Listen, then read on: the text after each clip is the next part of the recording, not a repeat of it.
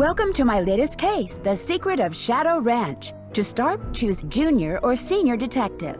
If you're new to adventure games or need some help, choose Gameplay Overview. Dear Hannah, well, I made it to Shadow Ranch, but I'm afraid all is not well. The Raleighs, the people who own the ranch, have been called away on some kind of emergency. They had Dave Gregory, he's their foreman, pick me up at the airport. He gave me a phone number, told me to call the Raleighs at that number as soon as I got settled in, and refused to tell me anything else. In fact, he barely said 2 words to me the whole ride to the ranch. What's worse, Bess and George aren't here yet, which is very strange, because even though we had to take different flights, we figured we'd get into Phoenix at about the same time. Being here without them feels odd. After all, the Raleighs are their aunt and uncle, not mine. I wouldn't even be here if Bess and George hadn't begged them to invite me out to the ranch for 2 weeks, too. Until about 3 months ago, the Raleighs owned a clothing store. Bess said it was always their dream to sell the store and buy a cattle ranch. I hope they're okay, but frankly, as beautiful as Shadow Ranch is, I'm starting to get a bad feeling about this place. Love, Nancy.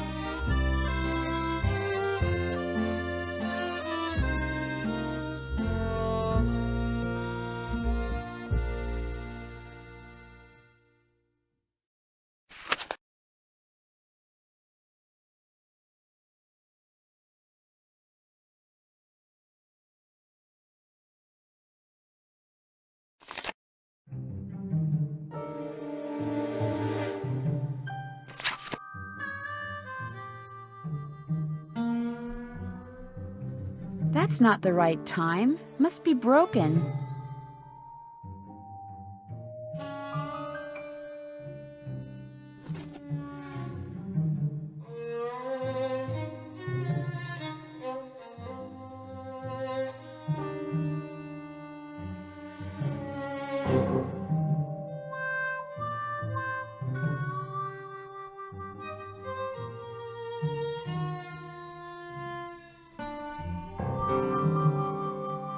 Something goes here.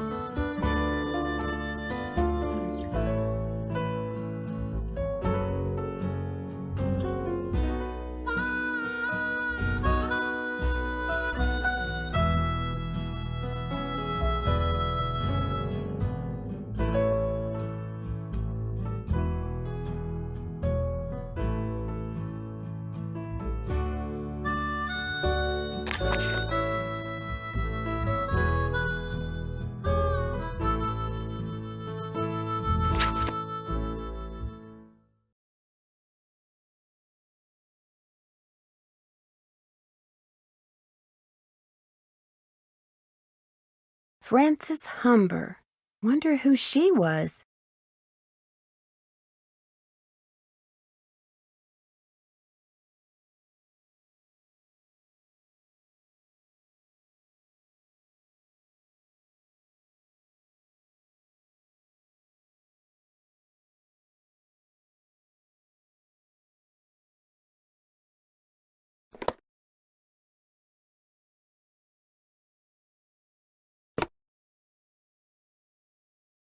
Hey, you must be Nancy.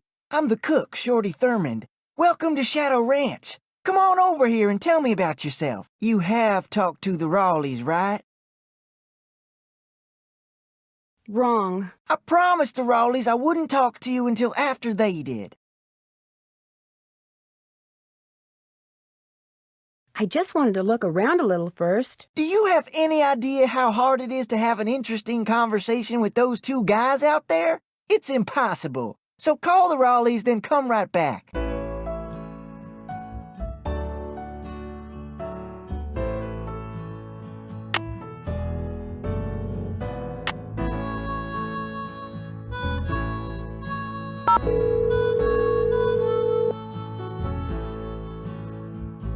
Hello? Hello, Mrs. Raleigh. It's Nancy Drew. Nancy! Are you at the ranch? Yes, and I'm a little concerned that you're not. Is everything all right? Oh, everything's fine.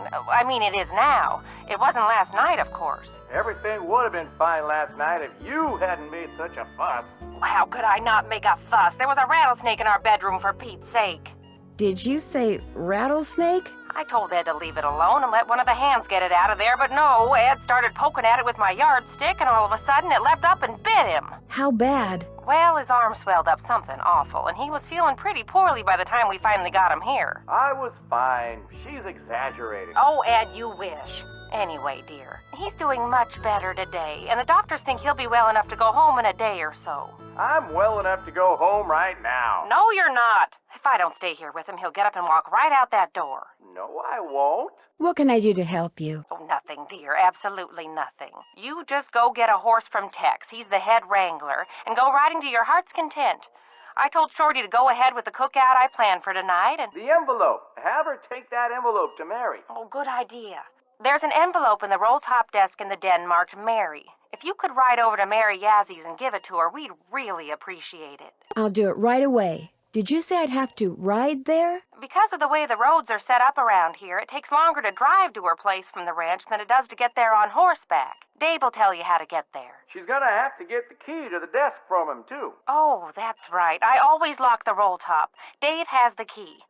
Oh, dear. It seems like there was something else I wanted to tell you. The horse, Bet. Tell her about the phantom horse. Did he say phantom horse? Yes. You see, last night we... Hello, Mr. Raleigh. Time for those tests. Uh-oh. We have to go. Don't worry about us, dear. You just go have fun. Just be sure to wear a hat and drink plenty of water. It's gonna be another hot one. Bye! No, wait. Just tell me about the... phantom horse?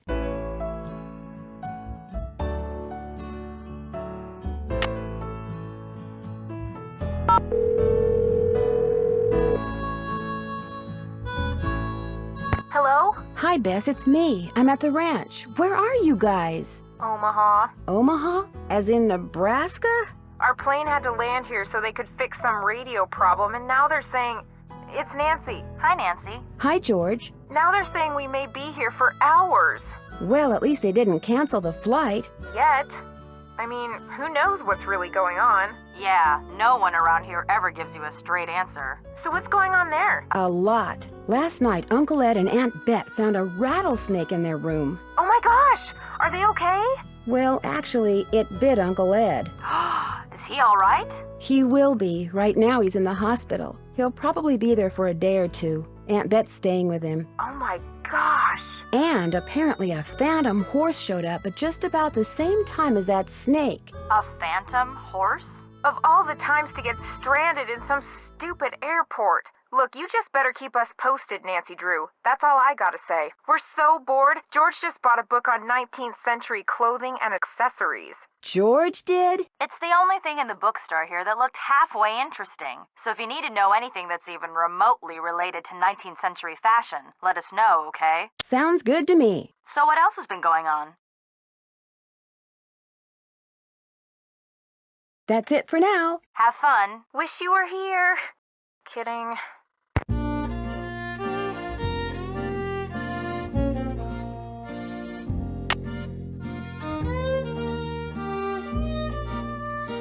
Tell me you've called the Raleighs. I have, and I still can't believe what happened to Ed. That is creepy, isn't it? But the horse, that was even creepier. See, I was just about to crawl into bed last night when all of a sudden this glowing horse comes galloping up outside. It stops and rears and paws, whinnying and snorting. Then it just wheels around and gallops off into the night. It was Dirk Valentine's horse, you know. Now it's a phantom. A phantom horse? Dirk Valentine was an outlaw around here back in the 1880s. Legend has it he was in love with Frances Humber. She lived right here on Shadow Ranch. Unfortunately, her daddy was the sheriff. Ouch. Because of him, Valentine was captured and eventually hanged. Ever since, the ghost of his horse has been roaming the desert, cursing whoever sees him with bad luck. What a great story. Story? All I know is Ed Raleigh sees the horse, and what happens less than 2 minutes later? He gets bit by a rattlesnake. You do the math. Well, I'd better get going. Drop by anytime.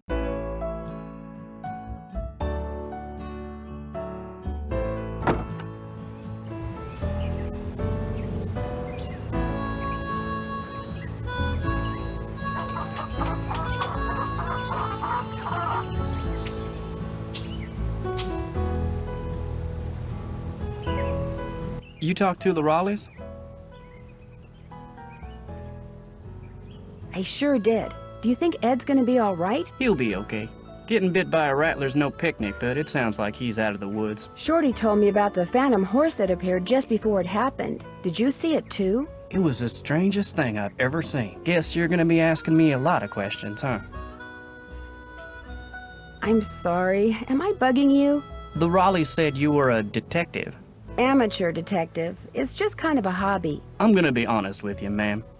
We were short a couple hands to begin with, and now with the Raleighs gone and everybody on edge over what happened last night, well, this is not a good time to be visiting Shadow Ranch, that's all. How do you think that rattlesnake wound up in the Raleigh's bedroom? Probably crawled in through a mouse hole sometime during the day and took a nap.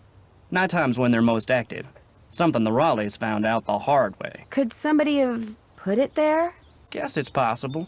Person would have to know how to handle snakes, of course, but then if you work in the desert, that's one of the things that's good to know. The Raleighs asked me to take something out to Mary Yazzie's, but it's in the den in the roll-top desk, which is locked. They said you had the key? Sure do. They gave me their key ring at the hospital. Great, thanks. To get to Mary's shop, just follow the trail that goes northeast out of the corral. Can't miss it. And I should probably warn you, she doesn't like the Raleighs. Why not? No idea. Not really any of my business. I talked to my friends, Bess and George. Their plane's been delayed. They aren't sure when they're going to get here. Sorry to hear that. Well, to be honest, I'm not, really. Driving back and forth to the airport takes a lot of time, and time's one thing we're all running kind of short of around here. I'll let you get back to work. Appreciate it.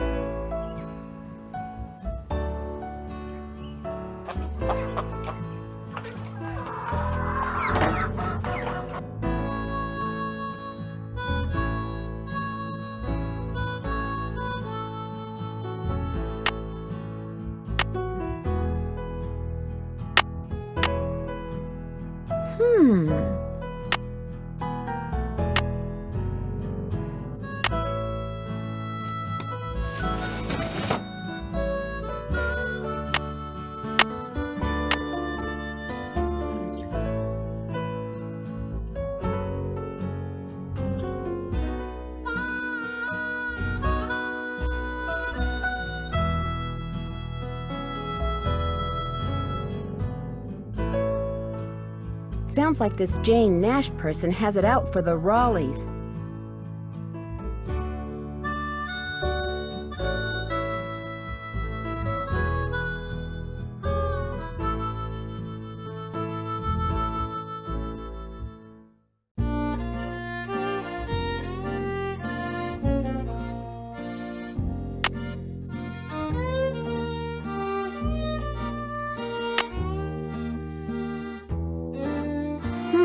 The Raleighs sold a trunk full of junk to marry Yazzie.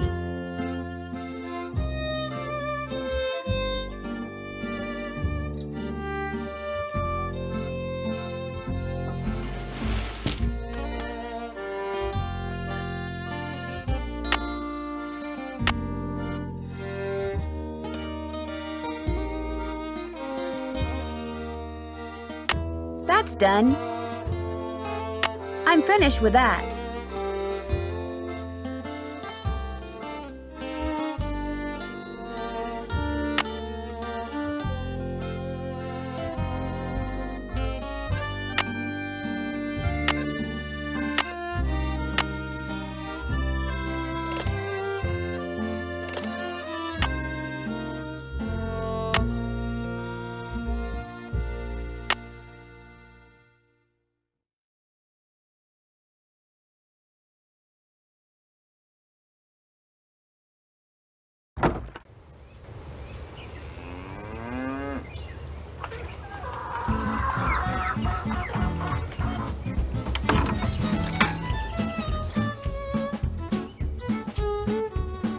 Well, hello there.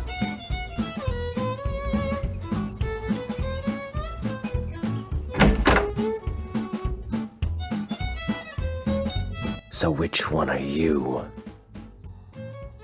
The nice one? The Raleigh said they were going to be inviting some young ladies out here.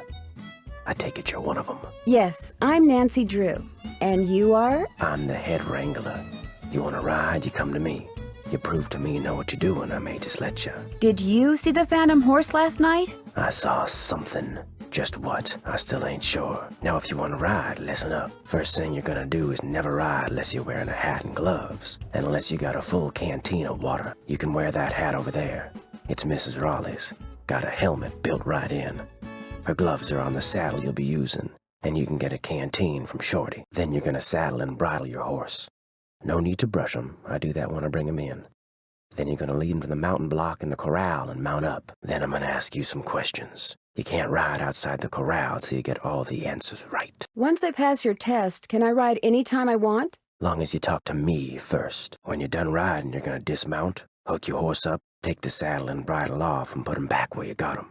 Always keep your gloves with your saddle. Do these horses ground tie? Yep. If you get off when you're on the trail, don't tie your reins to nothing. Just drop 'em. And barring an earthquake or something, old Bob will stay put. What'll stay put? The bay over there. Name's Bob. That's who I'm putting you on. Talk to you later. Just stay out of trouble. You got some friends back there?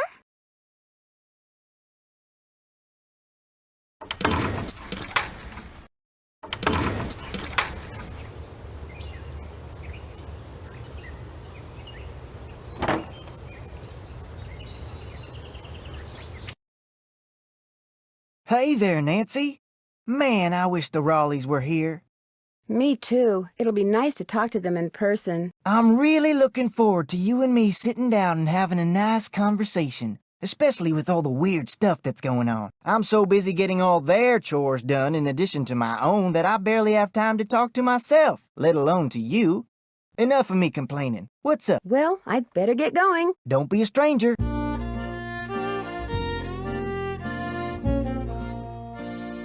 Hey, you're crowding me here, Nancy. I need elbow room when I cook. Sorry.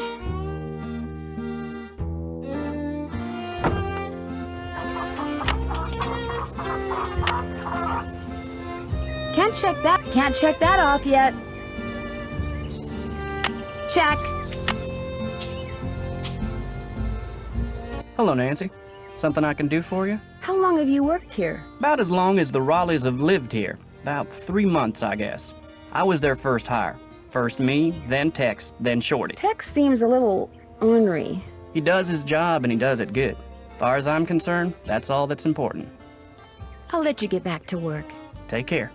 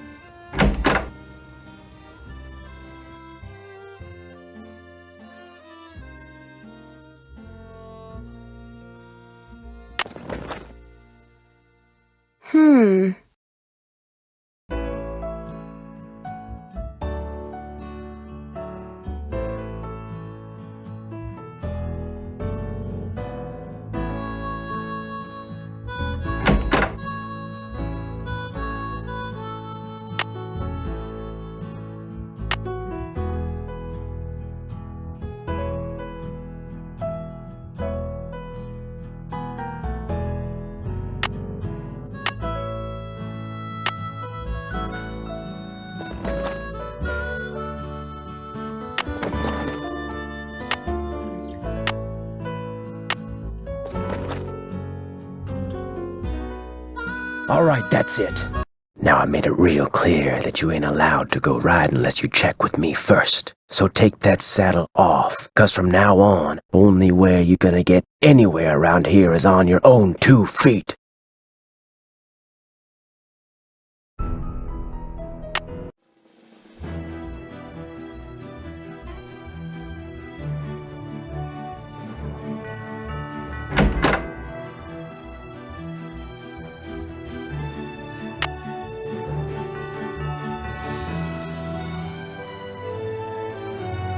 Need something? May I go riding now? Nope. With the Raleighs gone, the ranch is real short-handed.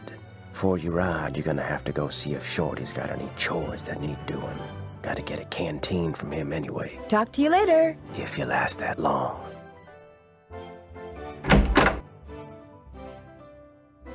I don't want to lug this saddle around all day. I should put it back.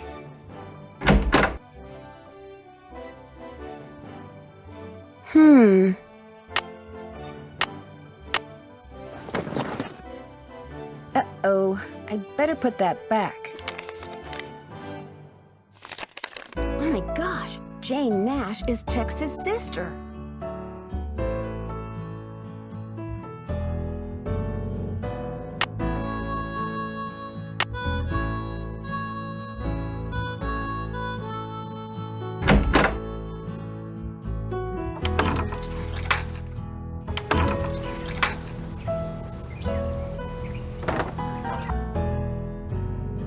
Miss Nancy, how may I be of service? Tex said I should get a canteen from you and see if there are any chores you'd like me to do. Music to my ears. First thing you can do for me is go out to the garden and pick all the ripe vegetables. You know what ripe vegetables look like, don't you? You bet I do. Good, 'cause if you pick vegetables that aren't ripe yet, I'll be real ticked. You can put them in the vegetable basket that's hanging outside. And one more thing. Sometime today, I need you to build a cooking fire in the pit outside. I'll light it when I'm ready to start cooking. And be sure to fill the bucket out there with water and leave it by the pit. You know, just in case something catches on fire that isn't supposed to. The Raleighs wanted to have a cookout tonight, and by golly, we're gonna have a cookout no matter who is or isn't here. Well, I'd better get going. Don't be a stranger.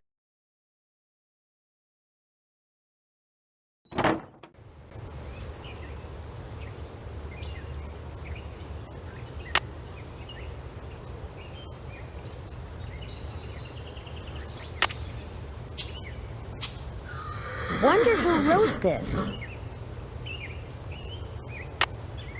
It's a fire pit.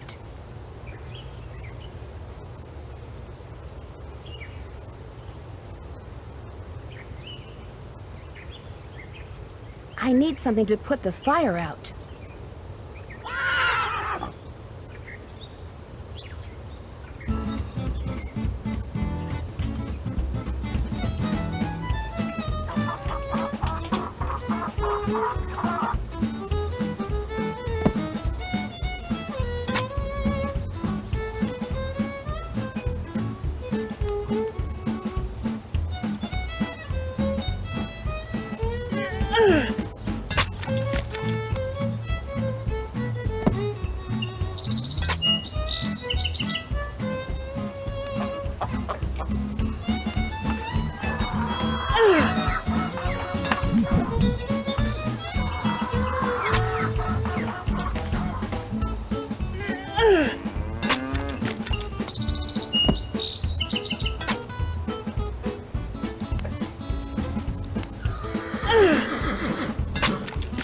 There, just call me Nancy Paul Bunyan Drew.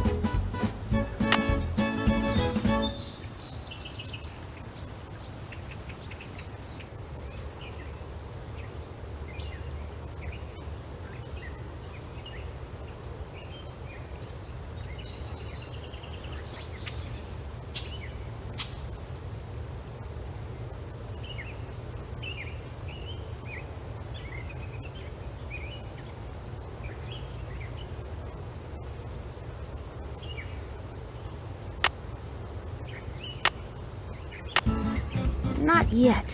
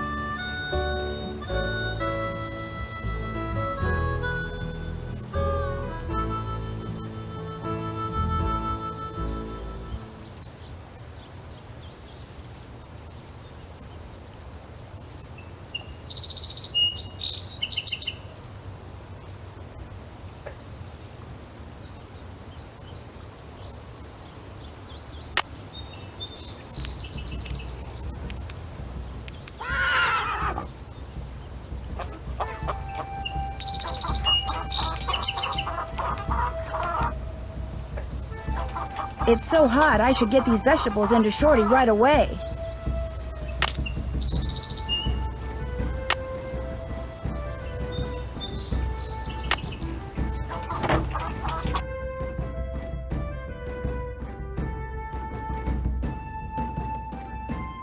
Pick those vegetables for me yet? You betcha. Good for you. Now, second thing I need you to do for me is take this, go out to the chicken coop and fill it up with eggs. Just be careful of that basket. It's kinda old. And don't forget to build me that campfire like I asked. Right.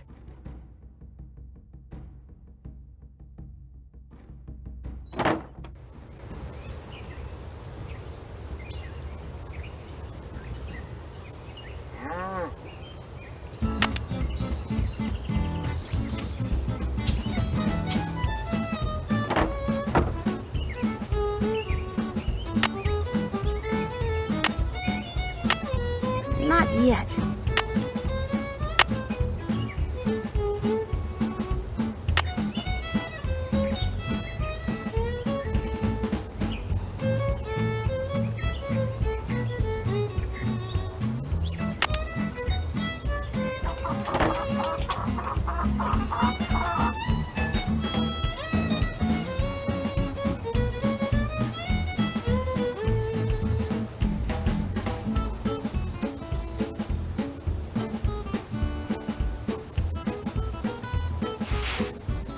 Oh no! There's a hole in it.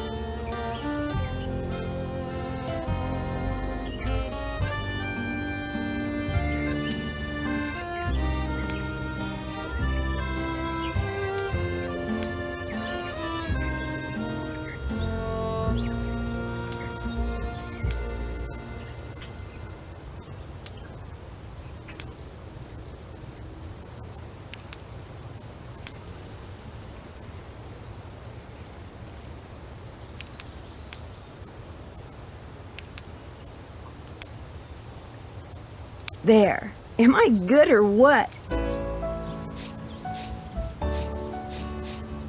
Voila!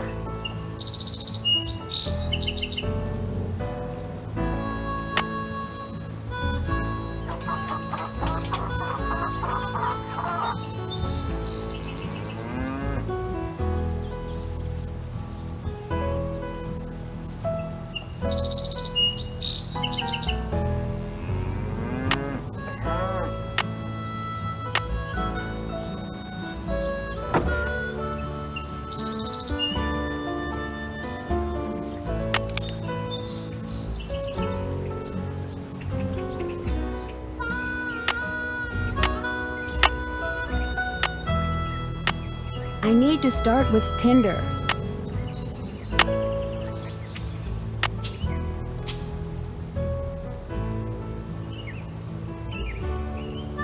I need something to put the fire out.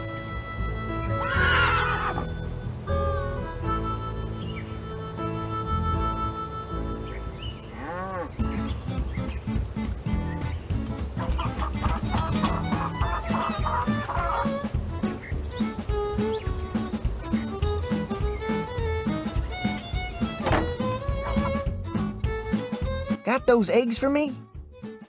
Not yet. I need those eggs, Nancy.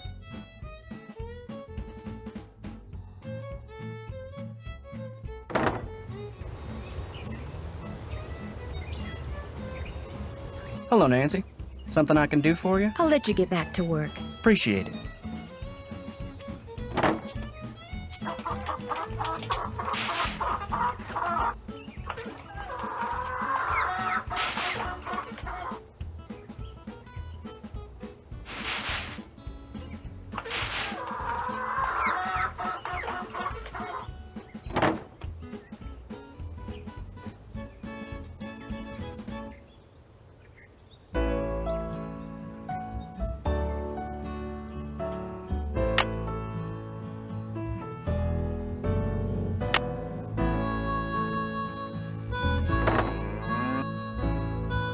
You can find more eggs than that. I can?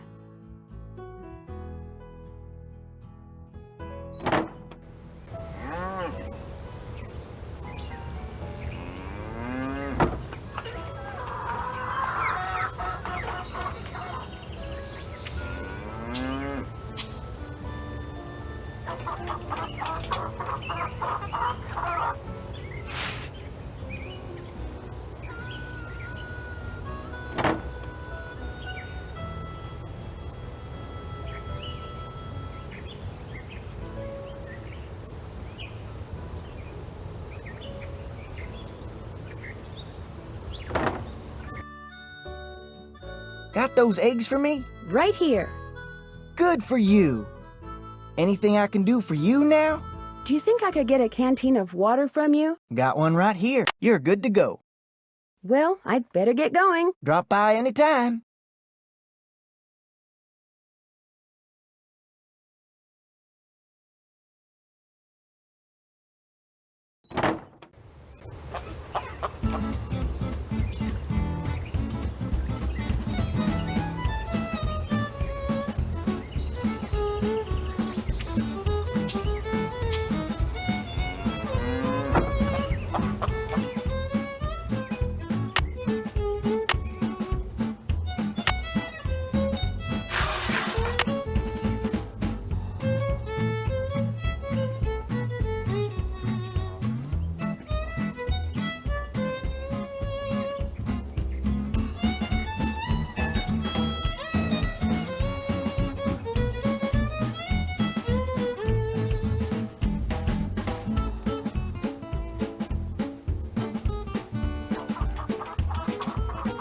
I need something to put the fire out.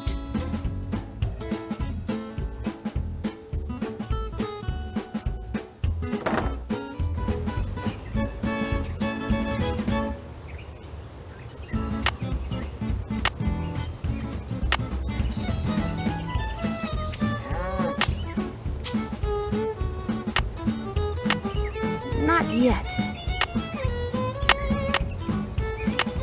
I need to start with tinder.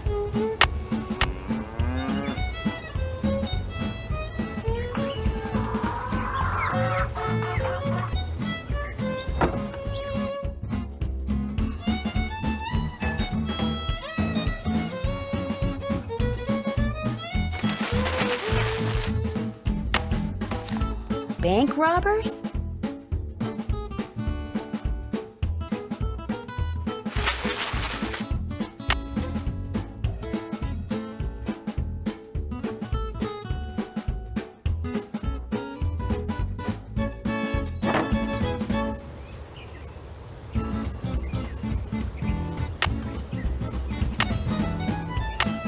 So far, so good. That should do it. There, one extremely well-built campfire, if I do say so myself.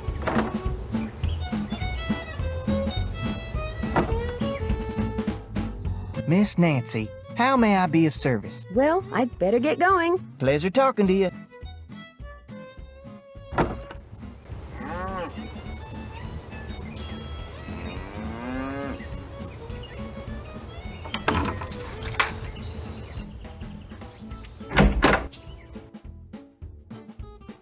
Need something?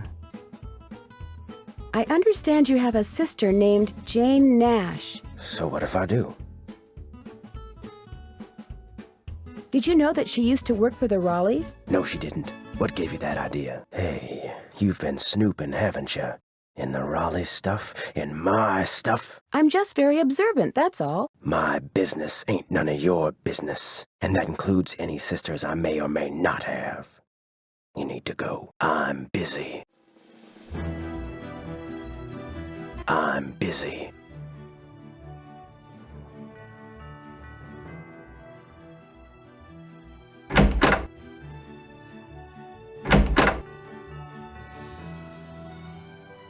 Not that my family's any of your concern, but my sister did work for the Raleighs, back in Phoenix.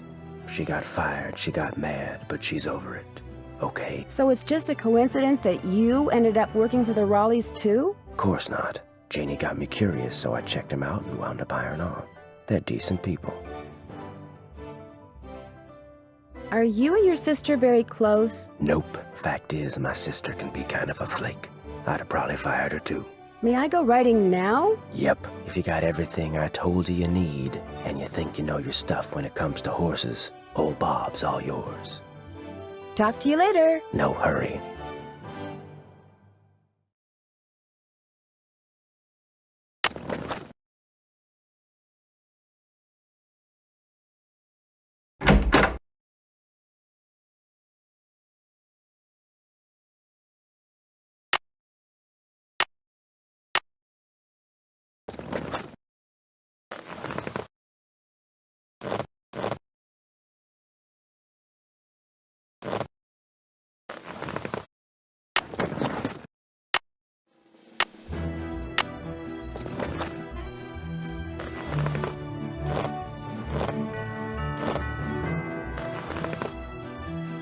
Come on, Bob.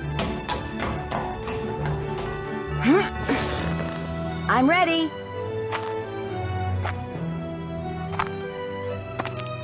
Ready for some questions? I think so. Where's the horse's hocks?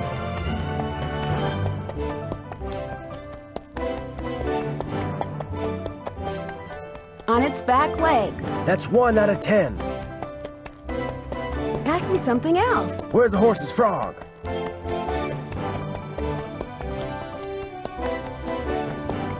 On the bottom of its hoof. 2 out of 10. Got a long way to go. Ask me something else. How tall is a horse that's 15 hands? 5 feet. 3 down, 7 to go. Ask me something else. What kind of a horse is a Paso Fino?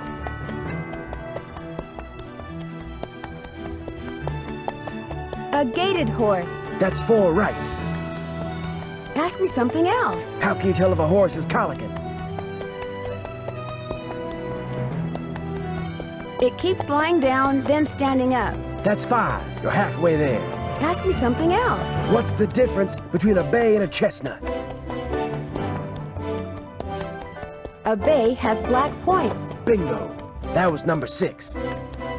Ask me something else. What tribe bred the first Appaloosas? The Nez Perce. 7 down. You're in the home stretch. Ask me something else. What part of a horse is most likely to be hurt when it founders? Its feet. 8 right. Just 2 to go. Ask me something else. What part of the saddle should you always check before you head out on the trail? The cinch. This here's your final question. I'm ready. What is a mule?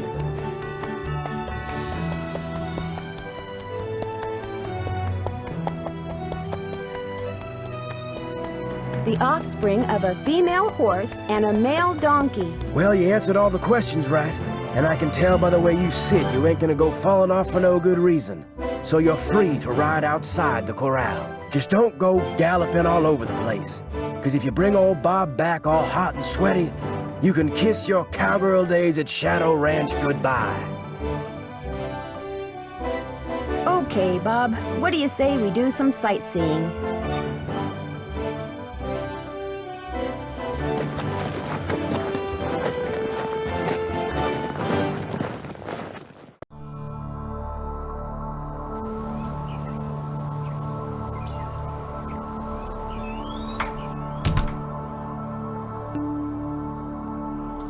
That trunk looks really old.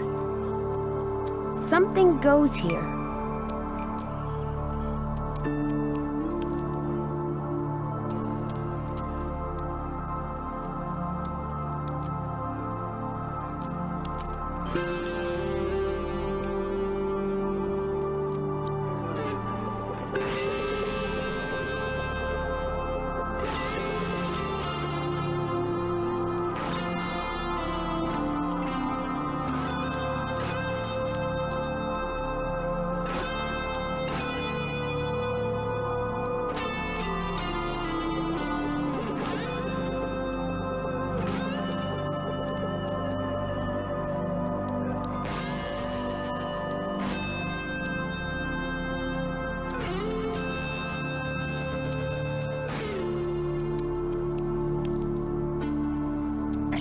forks. Cool.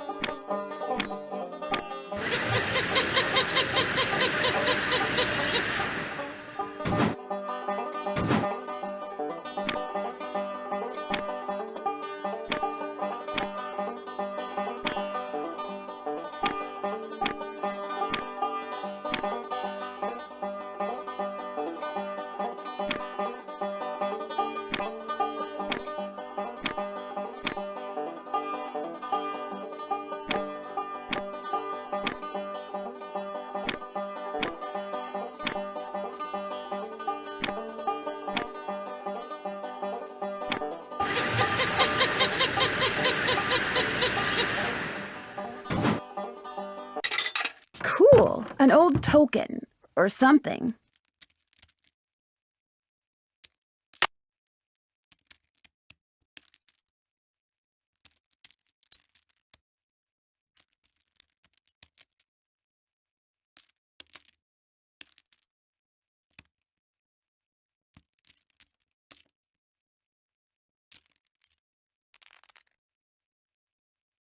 What a beautiful horse.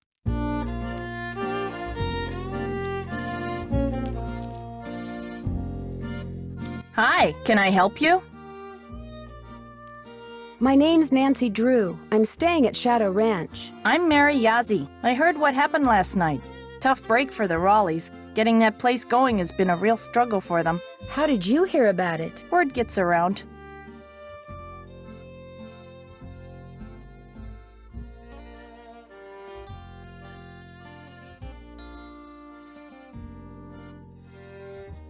Here, I have something for you. Bet wanted me to give you this.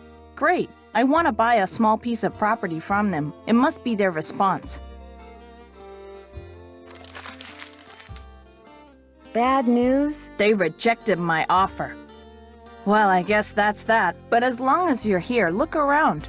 All the jewelry you see, all the rugs, the beadwork, the pottery, they were all made by local artists, including yours truly. So if you want to know something, especially if you want to know how much something is, just ask. Is that you riding that beautiful Palomino in the picture over there? That's my horse Banner. I train him myself.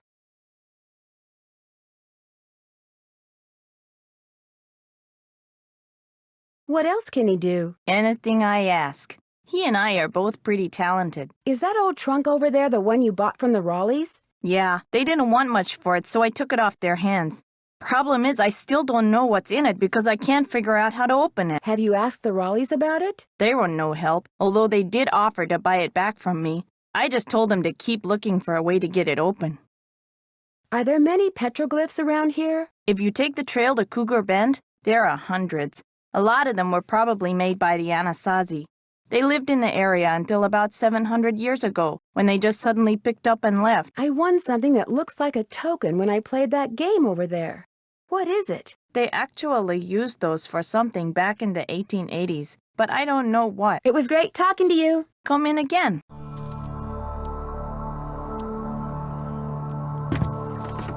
Would you mind if I try to get this open? Please do.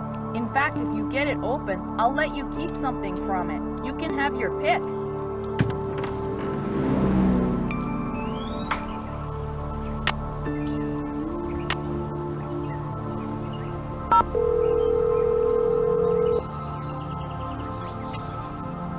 Thank you for holding, and thank you for calling the office of Charlena Purcell. Miss Purcell's latest novel, Like Wind Through My Heart, was an instant bestseller. And like so many of her novels...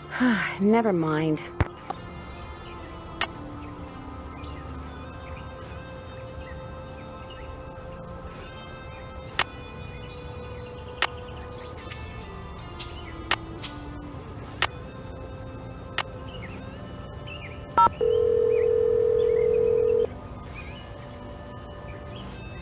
Hello? Hey, Bess. Nancy, our link to the world of excitement and intrigue and decent food.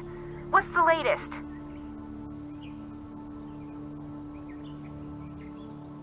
Apparently last night, this glowing horse came galloping up out of nowhere, caused a huge commotion, then went galloping off and disappeared. It was glowing?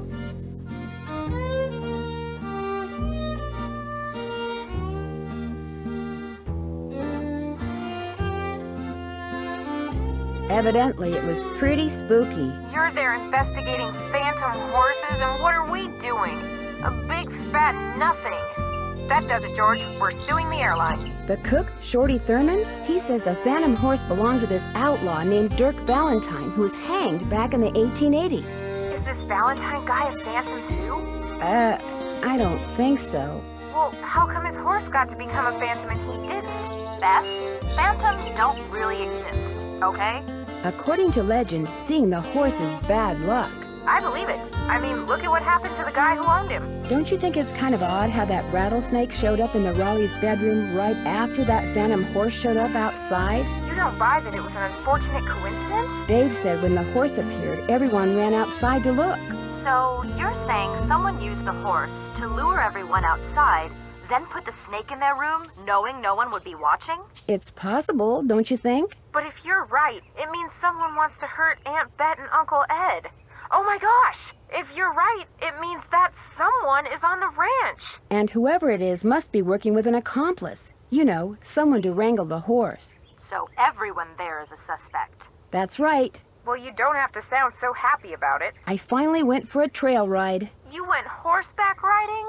I rode to this store that this woman named Mary Yazzie owns. She seems to have a bit of an attitude problem when it comes to the Raleighs. Apparently, she wants to buy some land from the Raleighs that they don't want to sell. What's on the property? I don't know. I should probably call the Raleighs and ask them. Good idea.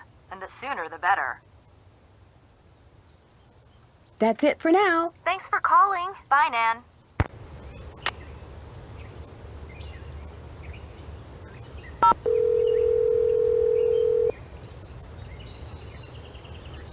Hello? Hi, Mrs. Raleigh. It's Nancy again. Hi, Nancy. It's Nancy. I can hear, Bet. How is Mr. Raleigh doing? Let's get something straight right now. Even though we're Bess and George's aunt and uncle and not yours, I want you to call us Aunt Bet and Uncle Ed too. Got that? All right. Good. Now, what was the question? How is Uncle Ed doing? Well, he's running a slight fever, so the doctors are a little concerned. Oh, I'm fine. They're going to keep him here overnight, just to make sure he isn't developing some kind of infection. Oh, but enough about us. How are you doing? I delivered that envelope to Mary Yazzie like you asked. She seemed a little upset when she read that you'd turned her down. Oh, I'm sorry to disappoint her, but if we sell that property to her, it would send a signal to other would-be buyers that we're interested in selling the ranch off bit by bit, and we're not. Is that the first time she's tried to buy it from you? She's been after us to sell it to her practically since the day we arrived. That was her first formal offer. I guess she thought if she put it in writing, we'd accept. Why does she want it so bad? I have no idea. The parcel she wants to buy is nowhere near her store, and there's nothing but rocks on it. Maybe someone else there at the ranch knows, but we sure don't. I heard about the phantom horse. Was last night the first time it showed up? As far as I know, it was the strangest thing. Shorty kept babbling about how it was the ghost of the horse that belonged to some outlaw. Dirk Valentine? But that was right after Ed got himself bit, and we were all running around trying to get him into the truck to take him to the hospital, and I really wasn't paying much attention. Do you have any idea where the horse came from? None whatsoever. She wants to know where that phantom horse came from. I was hoping she could tell us. You're the detective, dear. If you want to snoop around and see what you can find out about that creature, by all means, please do. Why do you have a painting of Francis Humber? I just thought it would give the den some character, that's all. I found it in the tack room under a pile of junk. So the former owners left behind a lot of stuff?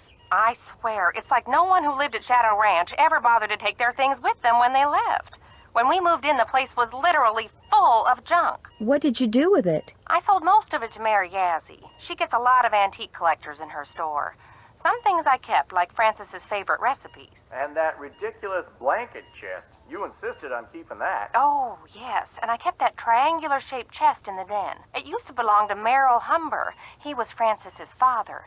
And I figured since I was keeping that picture of Francis, it was only fair that I keep something of his. What kind of logic is that? Oh, hush. It doesn't look like Bess and George are going to get here today. That's too bad. Why not?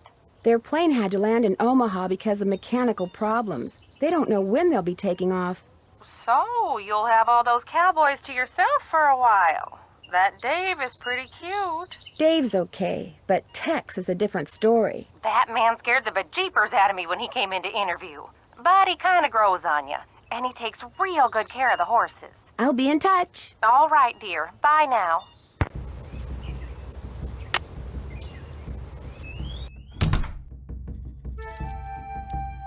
The initials on this trunk, whose are they? Do you know? I have no idea.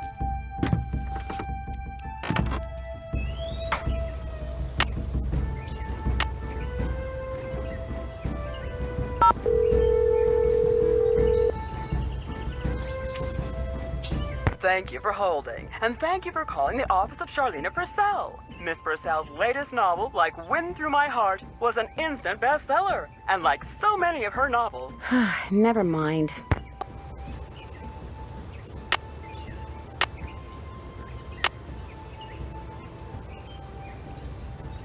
That's done.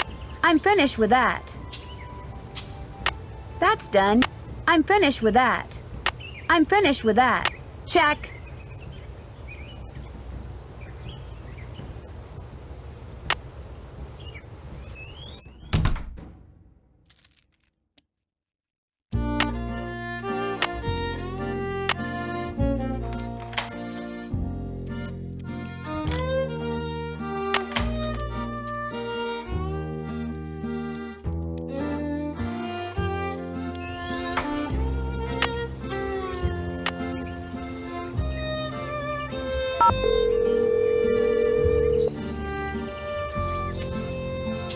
Charlena Purcell's office. Hi, my name is Nancy Drew. May I please speak to Miss Purcell? Concerning? I'm staying at a ranch in central Arizona, and since she knows so much about the history of Arizona, I thought maybe she could answer some questions for me. Questions concerning? Well, I came across a very old trunk that might contain stuff that has to do with these people named Dirk Valentine and Francis Humber. Only I can't open it. Did you say Dirk Valentine? And his girlfriend, Francis Humber, yes.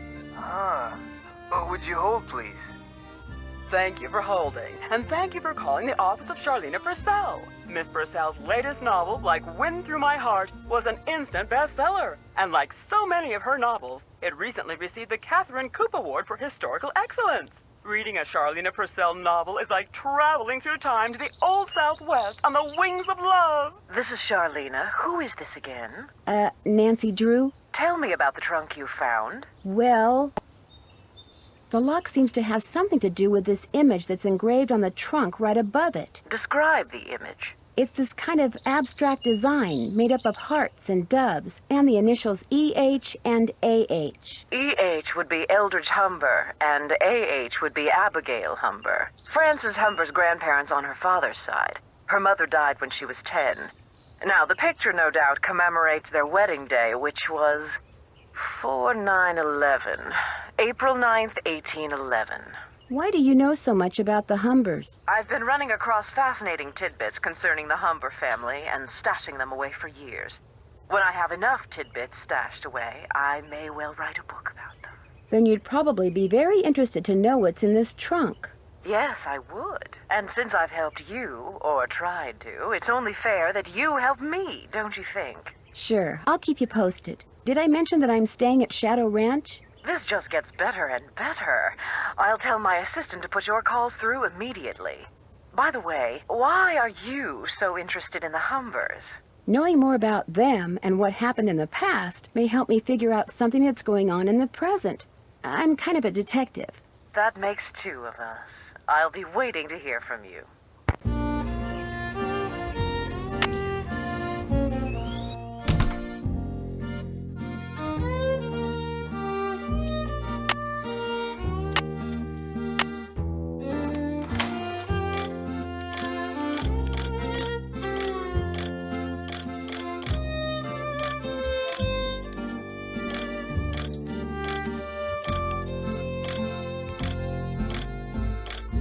I got the trunk open!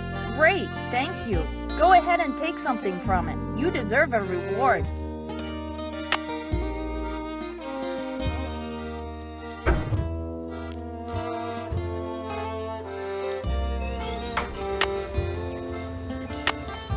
I wonder how you open this.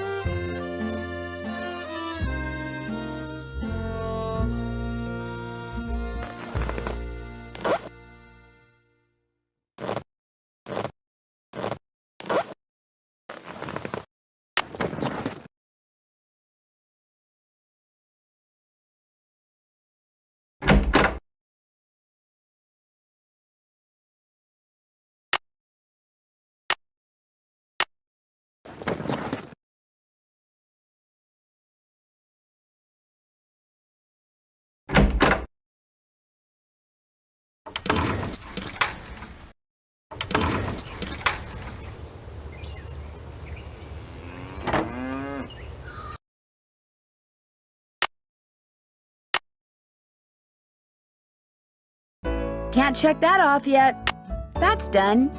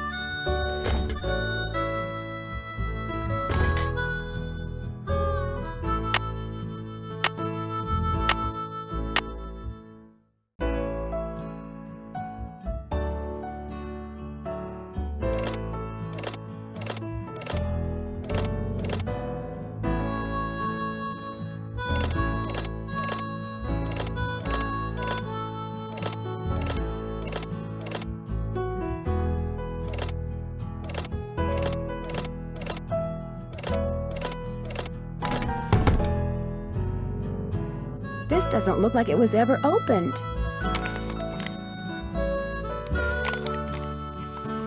As usual, things did not work out like I planned. Just when I get everything fixed just right for you to go looking for the thing I hid for you, I go and get myself arrested. But no matter what you hear, nothing is gonna happen to me. I will be fine and we will be together soon, I promise. Meanwhile, you can keep busy by looking for what I hid. Start by using this piece of paper to mark where all the rock pictures are. They will tell you what to do next. Your favorite flowers and the flowers on your favorites, start keeping them in mind too. I will leave a message. I like vexing your brain because when you are thinking real hard, like when you're playing the piano, you are more beautiful than anything in the world. I am sure to be out of here before you find my...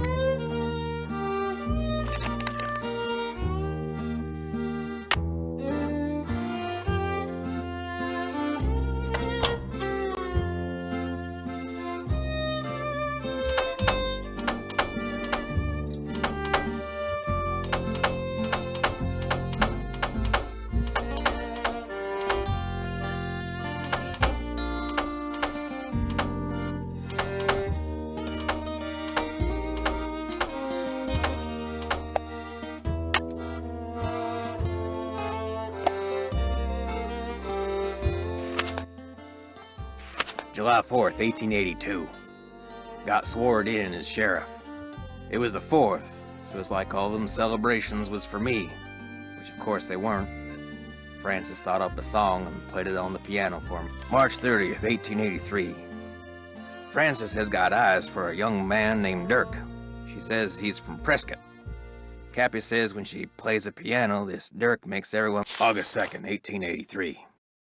Dirk Valentine is robbing banks and coaches and trains all over the territory. Francis says he never ever shoots his gun and only steals from people that already got plenty of money. But that ain't true, because some of them trains he robbed was carrying money, meant to pay miners a hard-earned wages. He is nothing but a no-good, greedy outlaw, but Francis gets real mad when I say that. I fear she is still sweet on him, and that she's... September 13th, 1883. Dirk sent a secret letter to Francis, which Mason got hold of and give to me. I locked it up so she won't ever read it. Francis ain't allowed to see Dirk in jail, of course. If she never sees his letter, maybe she will think he don't like her no more, and maybe she will stop liking him. Francis's ma would have known. January 4th, 1884. My sister says her little girl Ellie got a letter that said Francis went east and was not of a mind to ever return. I hope this ain't the truth, because I miss her something awful. June 11th, 1880. I ain't seen or heard from Francis in a year. I tell people she's on her way home, but when I look in my heart, I know this is a lie. She will never come back to Shadow Ranch, and it is my...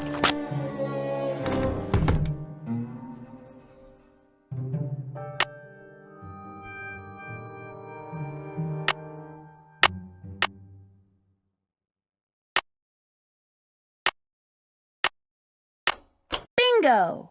F.H. Francis Humber?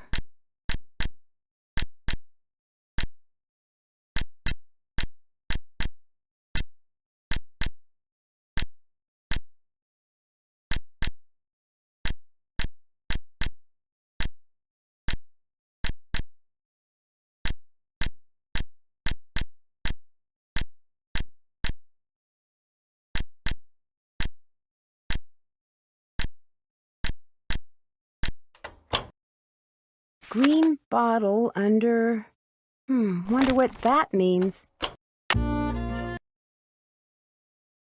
she'll be coming around the mountain when she goes.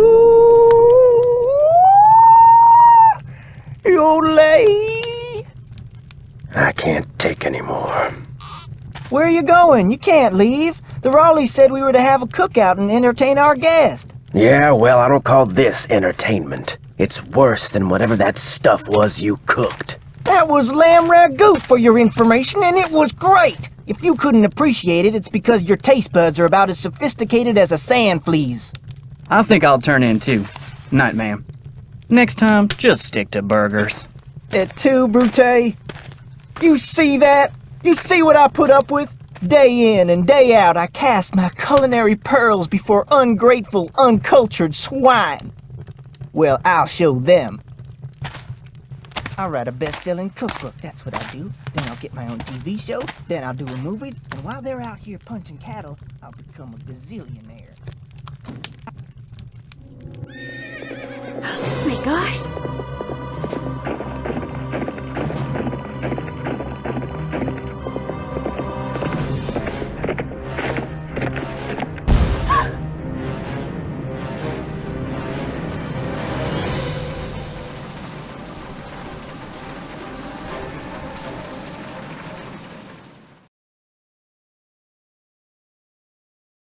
And you say this happened right after that phantom horse showed up again? The pump house blew just as the horse was galloping away. Oh my, this is awful. Maybe Shorty was right. Maybe that horse is a bad omen. I'm more inclined to think that someone is using that horse to divert attention. What do you mean? It's possible that while everyone's attention was on that horse, someone sabotaged the pump house. Why on earth would someone sabotage the pump house? Someone may be trying to chase you off the ranch. But why? That I don't know. Yet. You don't think Tex or Shorty or Dave is somehow involved, do you? It's possible, but I just don't know yet. Oh, my. You might not be safe there. Maybe we should send her home. I'll be fine, really. I want to help, and I can help. Well, it sounds like we could certainly use your help. Can you think of any reason why someone might want you off the ranch? No, but I'll tell you what. Ed and I will put our thinking caps on, and if anything comes to us, we'll call you. Have you called the sheriff and told him all this? Not yet. Tell her about the storms. Tell me about the what? The storms. You need to be careful when you go riding because it can be sunny one minute and pouring down rain the next. I'll be careful. Good. And if you have any more questions, just call. One more thing. Until I figure out what's going on, it would probably be a good idea not to mention my suspicions to anyone at the ranch. Of course. Keep in touch. I will. Bye.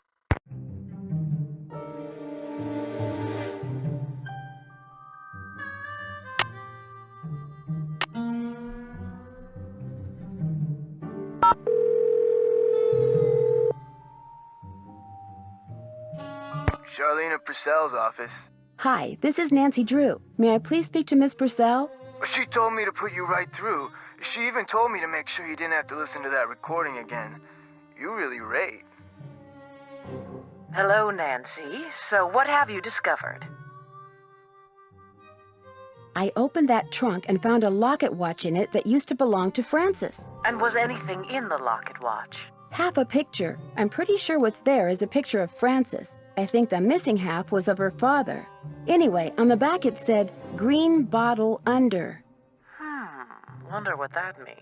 It looks like the rest of the sentence is on the half that got torn off. I know a lot about the Humbers, but I don't know anything about a green bottle. What happened to all of Dirk Valentine's ill-gotten gains? That's what I'd really like to know. Actually, I may know what happened to it. If you're talking about the rumor that Dirk hid his fortune in such a way that only Frances would be able to find it, I know all about it, and I tend to believe it, seeing that Dirk was basically just a high-spirited, fun-loving guy who loved to take risks. The thing is, after Dirk's demise, Frances spent the rest of her life teaching school in Ohio, which strongly suggests that she never found the treasure, so the rumor probably isn't true. I think I know why she never found it. Really? Tell me. I found a letter from Dirk that Frances never read. It told her how to start looking for what he'd hidden for her. His clues were rather obtuse, though. For example? For example, he refers to her favorite flowers and the flowers on her favorites. Do you know what that means? No, and that's the problem. Whatever clues he left for her no doubt relate to things only she and no one else would understand. Well, I'm going to try to figure it out anyway. That's the spirit. And if you think there's something I can help you with, please do not hesitate to call. Talk to you soon. That would be great.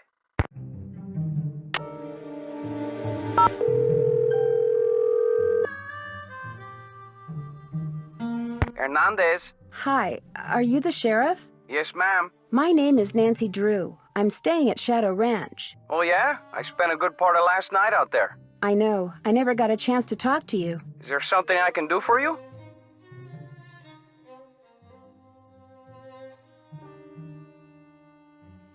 Thanks for your help. My pleasure.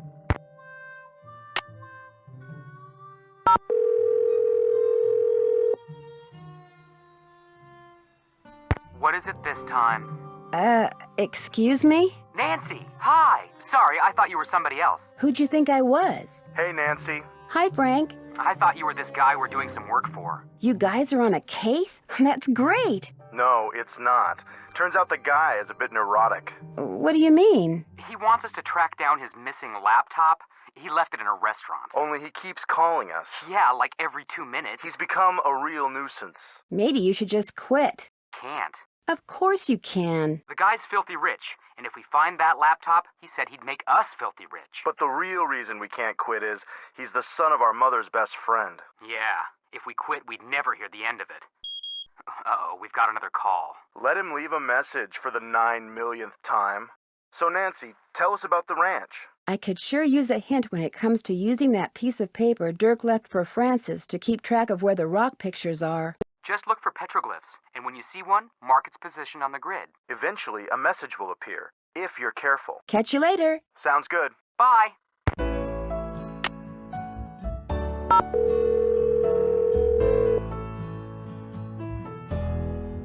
Hello? Where are you guys? You've got to get out here. I saw the phantom horse last night. Know what we saw last night? The inside of a motel room in St. Louis. St. Louis? Our plane finally took off at 7 last night. We didn't call you because we wanted to surprise you. Only the next thing we knew, we were being diverted to St. Louis on account of bad weather, so the airline put us up at a motel. But when we came back to the airport this morning, guess what? You're fogged in. We're fogged in. I have never seen fog this thick. Visibility's 3 feet tops. You can barely drive in this stuff, let alone land and take off. Let's change the subject. So you saw the phantom horse? Last night, right after the campfire, this glowing horse appeared out of nowhere, then went galloping away. And right after that, the main pipe in the pump house sprang a leak. Another case of bad luck? I think not.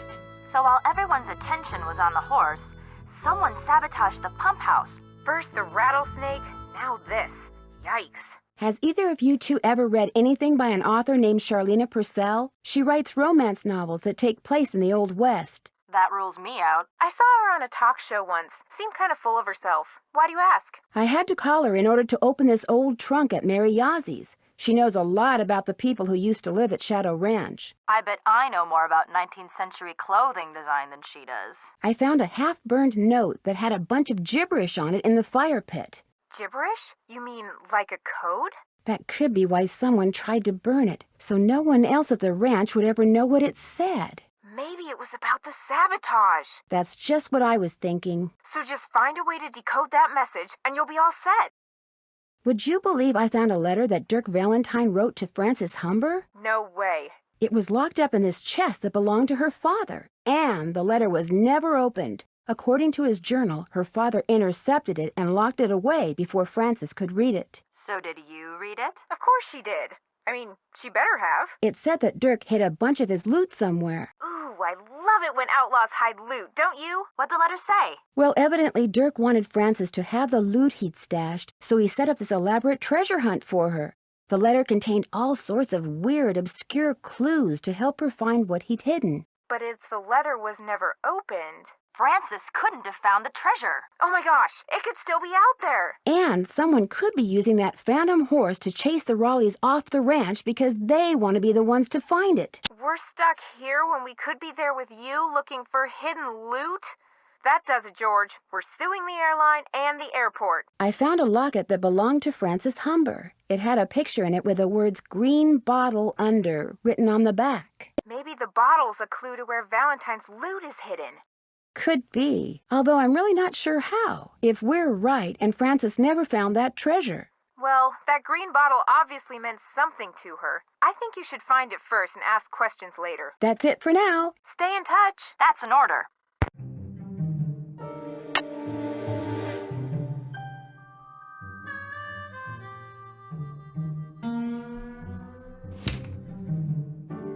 Mineral deposits?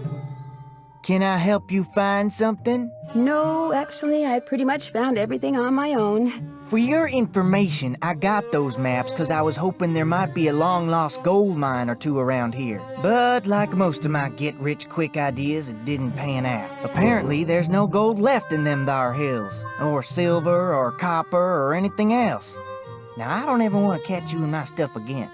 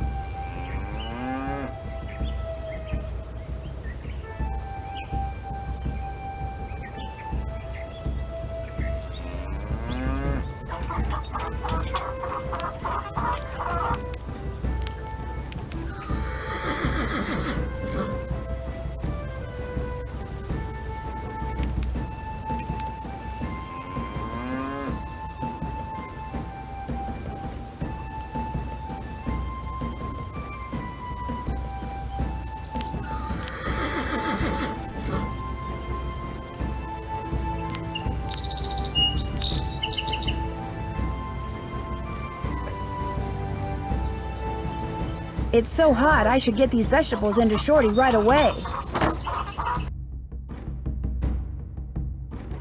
Yes? I'm embarrassed that you caught me snooping through your stuff. Just proves we're birds of a feather. I've been known to go poking through other people's stuff myself. Got any chores you want me to do before I go riding? Do exactly what you did for me yesterday, and I'll be forever grateful. Start by picking all the ripe stuff in the garden again. Actually, I already did that. See? Good for you. Now, if you just fill that egg basket for me again, we'll be all set. Have you ever met Mary Yazzie? Course. Nice lady. I mean, for the most part. Gets real unfriendly when the subject of the Rowleys comes up. Do you know anything about the piece of property she's been trying to buy from the Rowleys? Well, I know she says she wants to buy it because she feels spiritually drawn to it, but I think she's got something up her sleeve. Oh, Nancy, it's great having you here. I mean, I like to talk, you know? I like to converse, to debate, to discuss. Most people think I'm too nosy. You're not nosy. Me neither. People like you and I are fascinated by the human condition, that's all. So, who else do you want to talk about? Nobody really.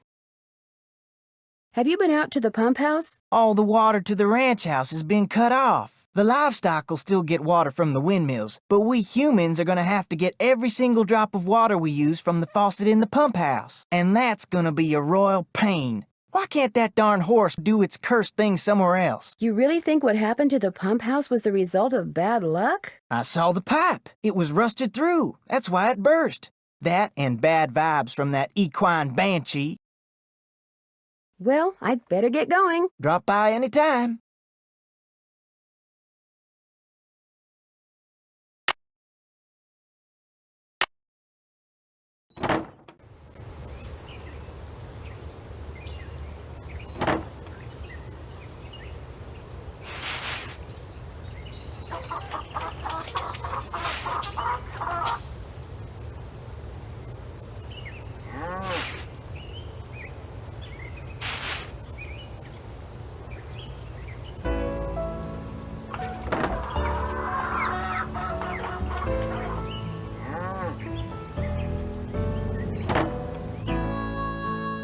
Got those eggs for me? Right here.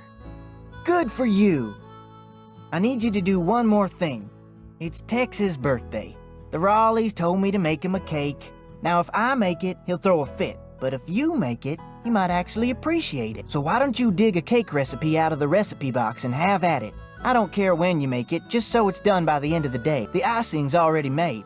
Could I get a canteen of water from you? You betcha. You're good to go.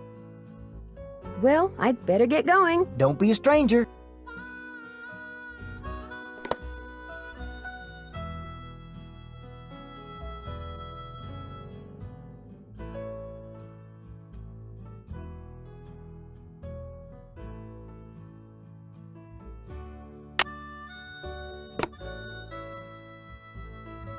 First thing I'll need to make that cake is a mixing bowl.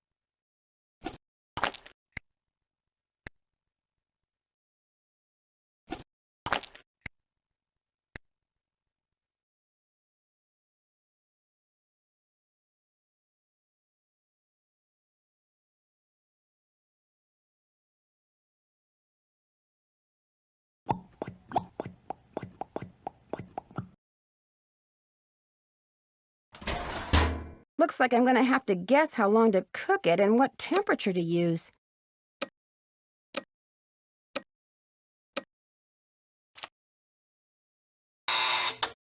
Perfect. Maybe I should try a little, just to be sure. I should put that icing Shorty made on it.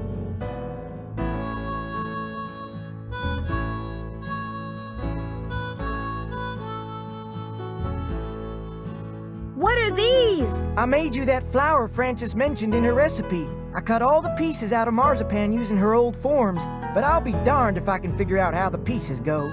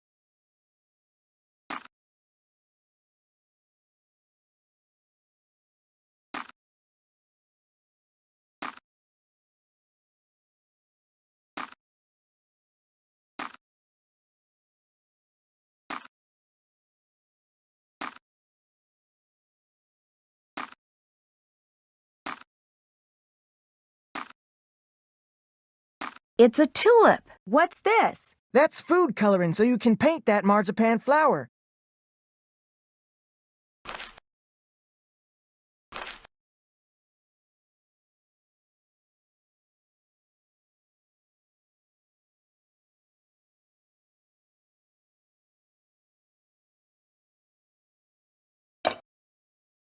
Miss Nancy, how may I be of service? Well, I'd better get going. Drop by any time.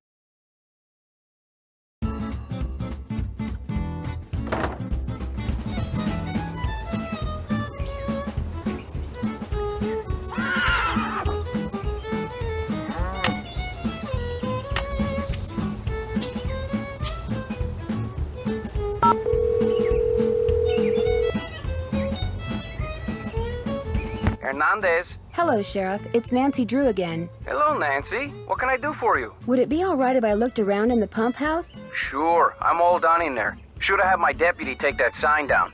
Mind my asking why you want to look around? Wait a minute. Dave told me about you. You're the girl detective. Amateur detective. I don't know. Dave seemed to be real impressed with you. In more ways than one, I might add. Do you know most of the men who work at Shadow Ranch? I know them all. That doesn't mean I'm best buddies with them, but it's a pretty small world out here, and I've either known or known of those boys for years. And they're all stand-up guys, as far as you know? I'd vouch for every single one of them. Thanks for your help. Just doing my job.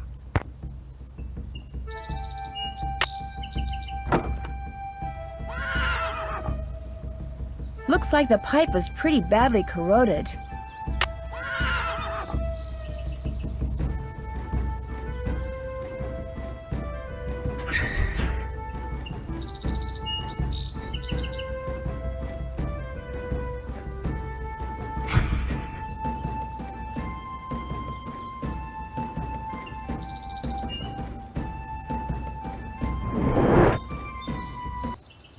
Dave? Well, where did you come from? I'm sorry, I didn't mean to sneak up on you, but what are you doing? Well, see, I'm looking for Dirk Valentine's treasure. What do you know about it?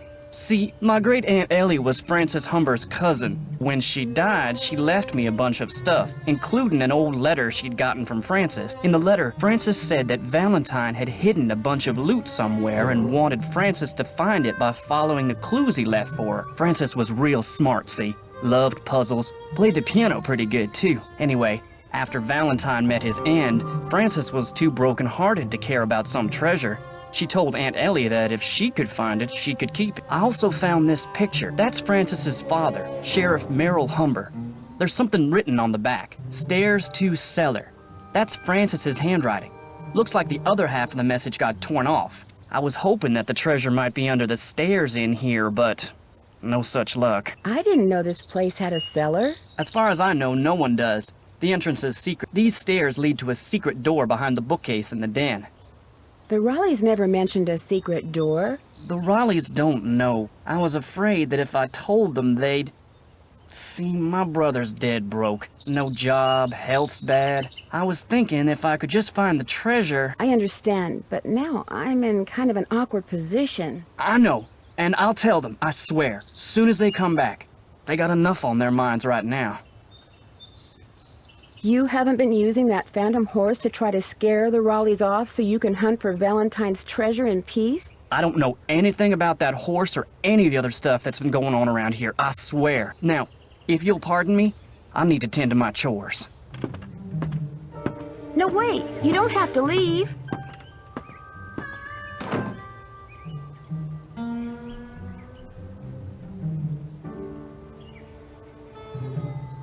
Something's missing.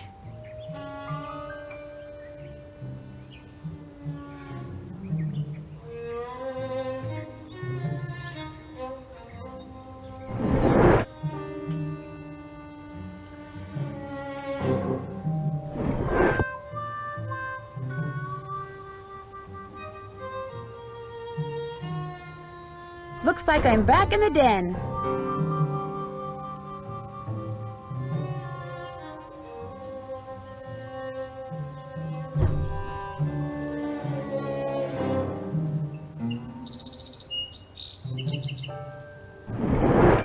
Maybe the message on the pictures refers not to the stairs to the den, but to these stairs.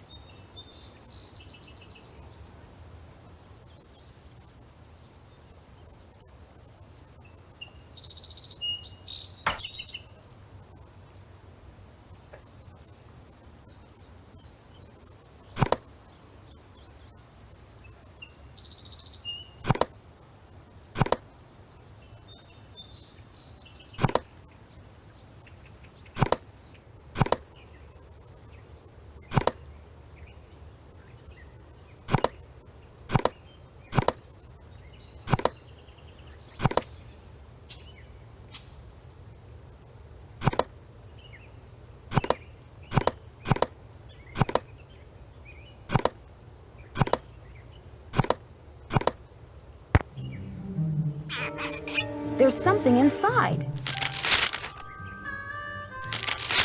I am glad that you are getting your picture painted wearing your favorite shawl. It will be a beautiful painting because you look beautiful in that shawl. I forget the name of the stitch you used to make it, but I think it is amazing that you learned how to knit a whole shawl just by reading one book. I wish I could put my mind to things like you can. I am also glad that you like the handbag that I got you. I knew it would become your favorite on account of the pretty picture the beads make. I want to know all the things that you like so that I can make sure you always have them. I figure that way you will always want me around. Meet me on Friday at...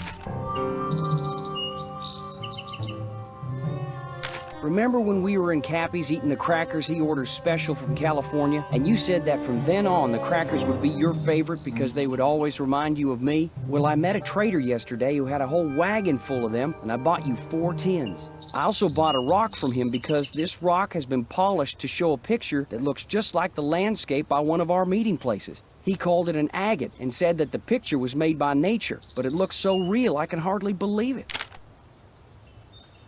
I still don't know how you got a whole cake out to our last meeting place like you did, but it was the best thing I ever ate, and the prettiest too, what with that fancy flower you put on it. Now I think it is the best cake recipe in the world too. But nothing is as good as getting a letter from you. Whenever I see a flower like the one on your favorite letter...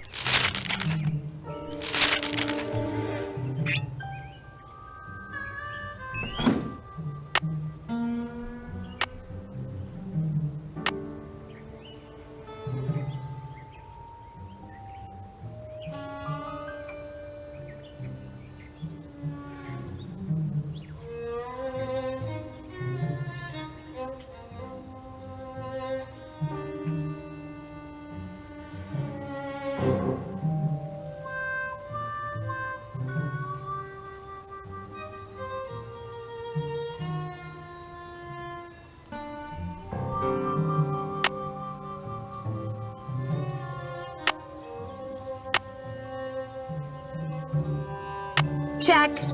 That's done. I'm finished with it. Can't check that off yet.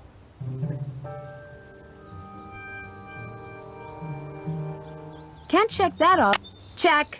Can't check that off till it's done. Check. That's done. Can't check that off till it's done.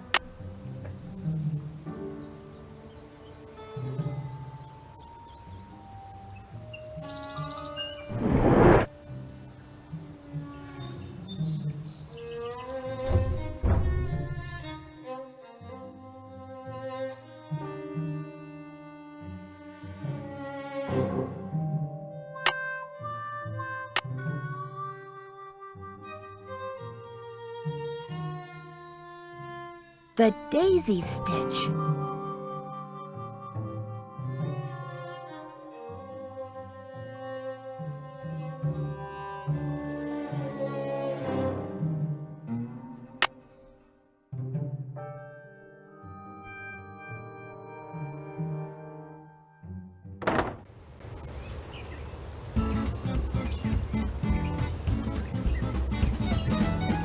Hello, Nancy.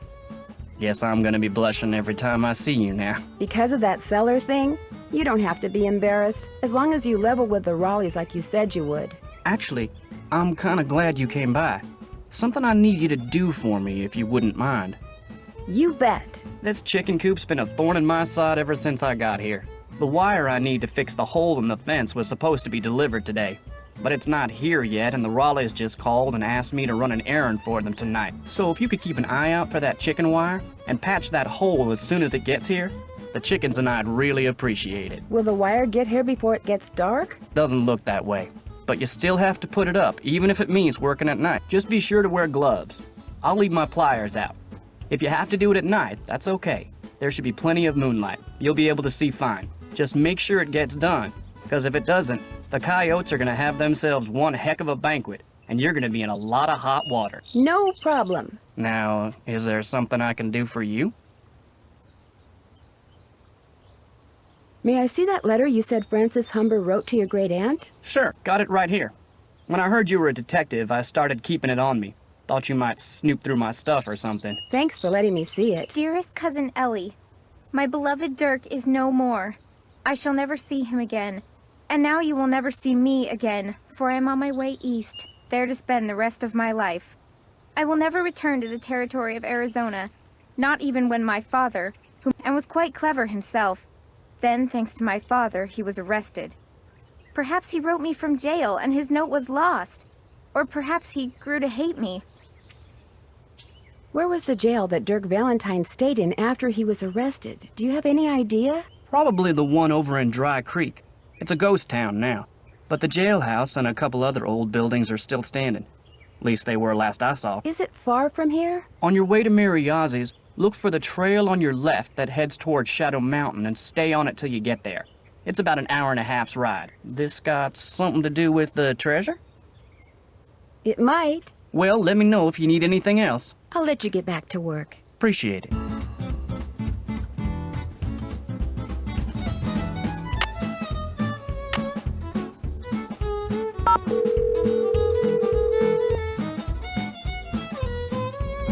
Hello? It's me. So what's going on there? Have I told you about the cowboys that work for the Raleighs? No, and believe me, I've been meaning to ask.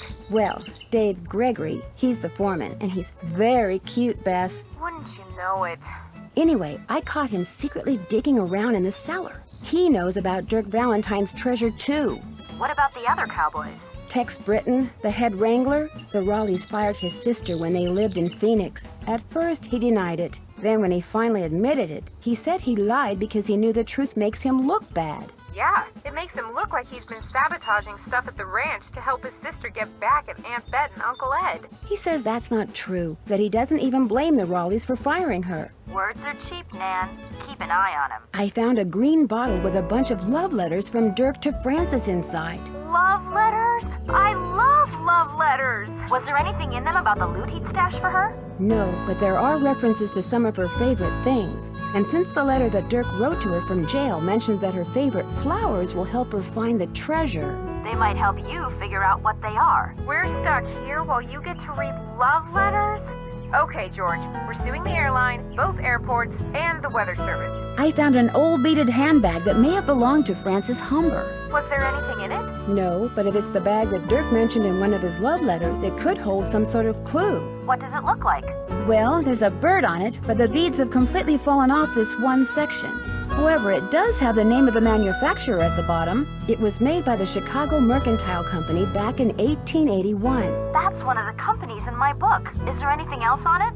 Yeah, some kind of number. HB3941. Maybe that's what beat pattern it is. There's a bunch of phone numbers in this book. Maybe we can track down the pattern for you. That'd be great. Like I said, it could be pretty important. Especially if the part that's missing turns out to have something to do with flowers. We'll get right on it. That's it for now. Have fun. Wish you were here. Kidding.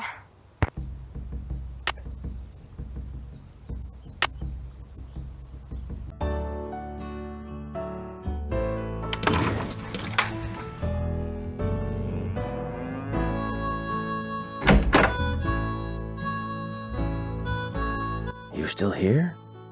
You sound surprised. You and your friends, if they ever show up, you ain't gonna last more than 3 days out here. Well, I hope you like surprises, Tex, because you're in for one. City folk can't take living out here. Too rugged, too much work, too dangerous. Is it okay if I go riding? Nope. Feed the chickens and the horses in the corral first. Could be fatal if you mess up, so don't. Has anyone tried going after that phantom horse when it appears? Nope. Always something else going on. Like Ed Raleigh getting snake bit or the pump house blowing up. Plus, that horse is fast. Probably couldn't catch it anyway. Do you know anything about the treasure that Dirk Valentine supposedly hid for his sweetheart? Nope. Somehow I knew you were going to say that. Talk to you later. Yahoo!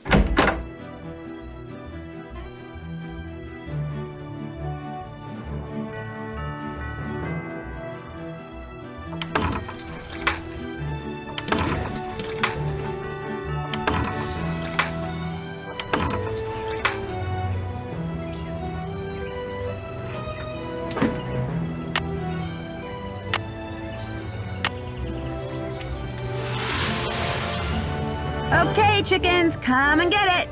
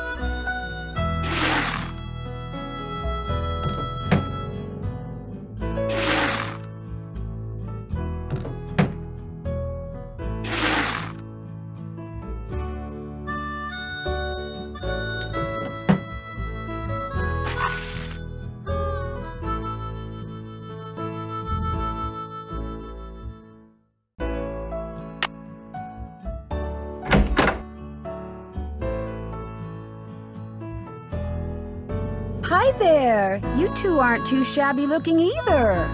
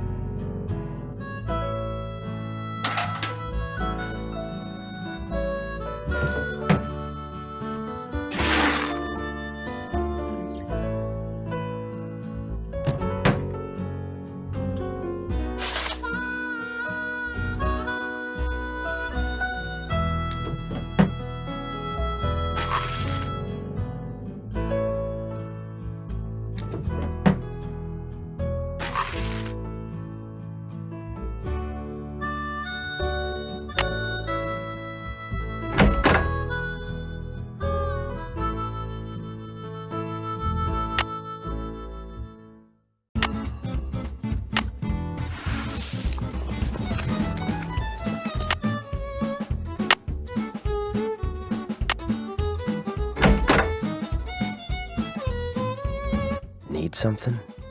May I go riding now? Old Bob's all yours. I set up some barrels and a sawhorse so you can do some barrel racing and practice roping.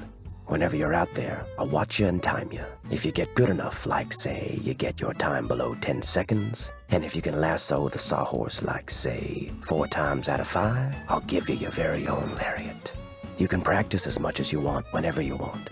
Just don't go walking off with my rope, 'cause I'll be watching. Talk to you later. No hurry.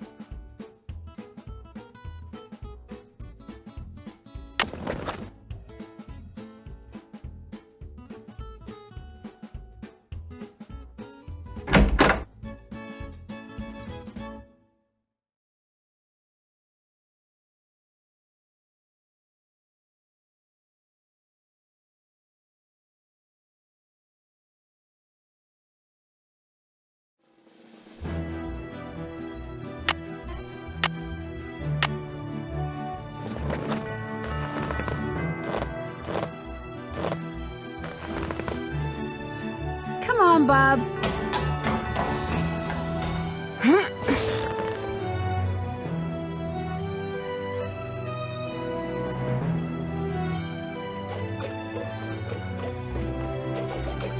Just missed.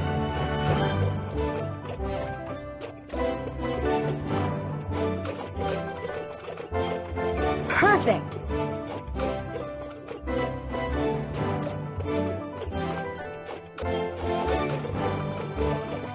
Perfect.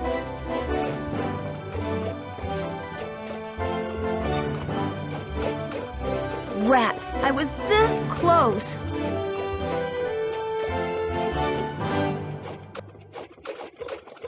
Oh. You got 2 out of 5.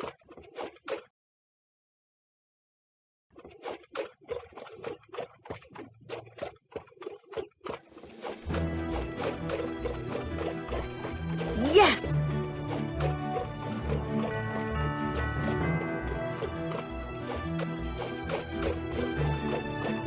Perfect.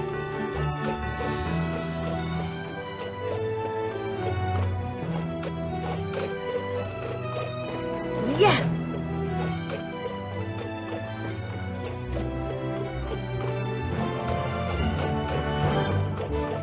Gotcha! Congratulations.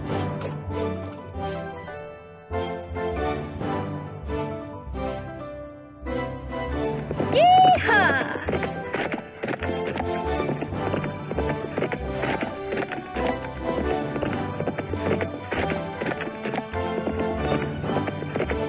Yeah, yeah!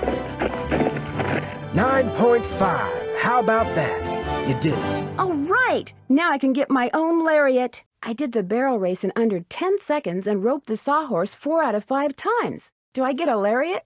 Yep, here you go. I'm kinda surprised at you. Why? Figured you'd be good for some laughs out there. You weren't. But there's still hope. This little vacation of yours ain't over with yet. May I go riding again? Yep. Talk to you later. No hurry.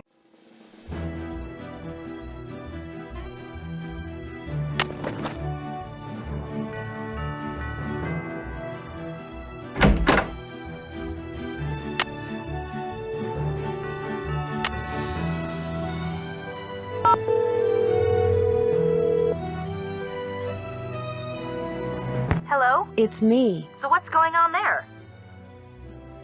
I'm not sure what I should do next. Check that task list you keep in your notepad, or the case notes you keep there. Maybe those will help. That's it for now. Have fun. Wish you were here. Kidding.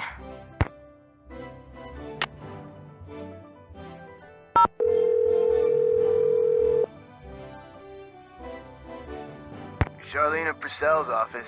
Hi, this is Nancy Drew. Say no more. Hello, Nancy. What's the latest? I came across something that looks like a very old token and has the words Dry Creek Merchants on it. Sounds like you have a piece of Dry Creek script. It was sometimes used in mining towns like Dry Creek in place of currency. Does it have a denomination on it? It says 1.5 cents. Probably used for games. You mean like gambling? I'm sure it was sometimes used for gambling, but I'm talking about mechanical games. Believe it or not, they had some very primitive arcade-type games back in the 1880s. Some were quite entertaining, especially for 1.5 cents. Talk to you soon. Look forward to it.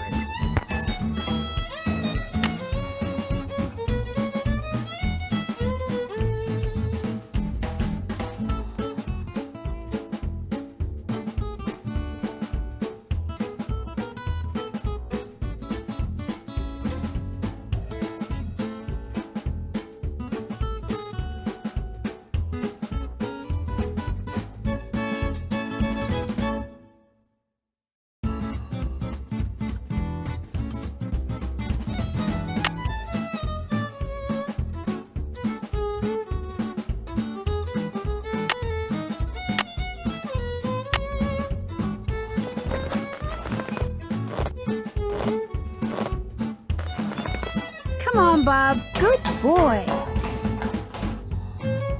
Huh?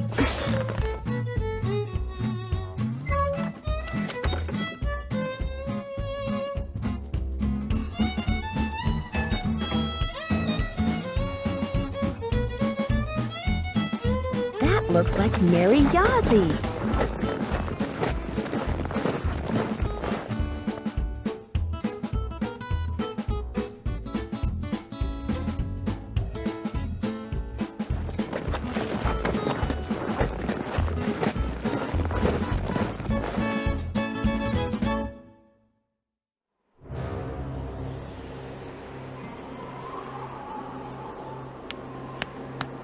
Probably just a bird.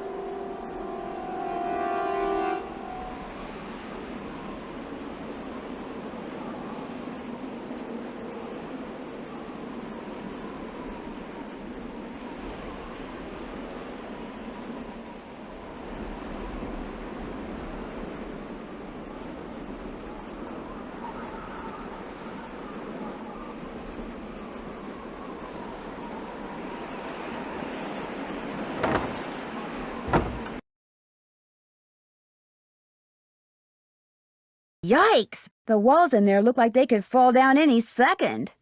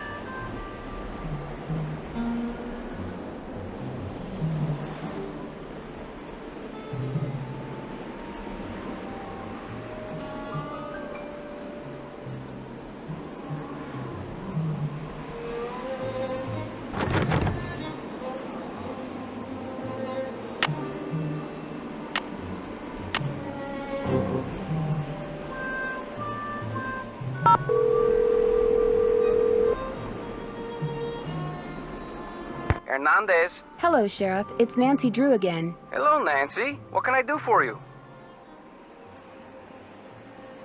I noticed that you put a lock on one of the buildings in the ghost town. Yeah, the support beams in there are about to go. I was afraid some dumb tourist would knock into one of them and bring the thing down, and I'd wind up having to dig them out. If I'm real careful, do you think I could have the combination?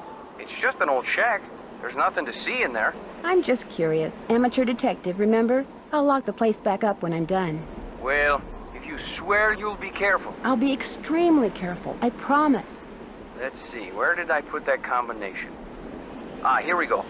9, 2, 7, 4. Thanks for your help. Just doing my job.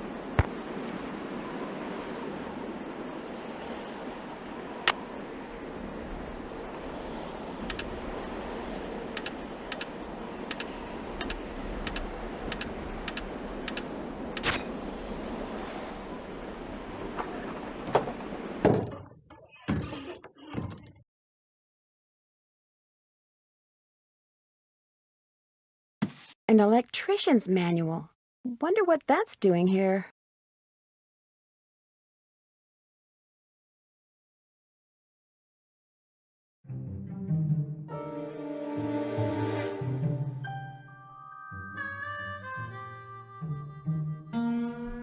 Looks like someone's been hanging out in here.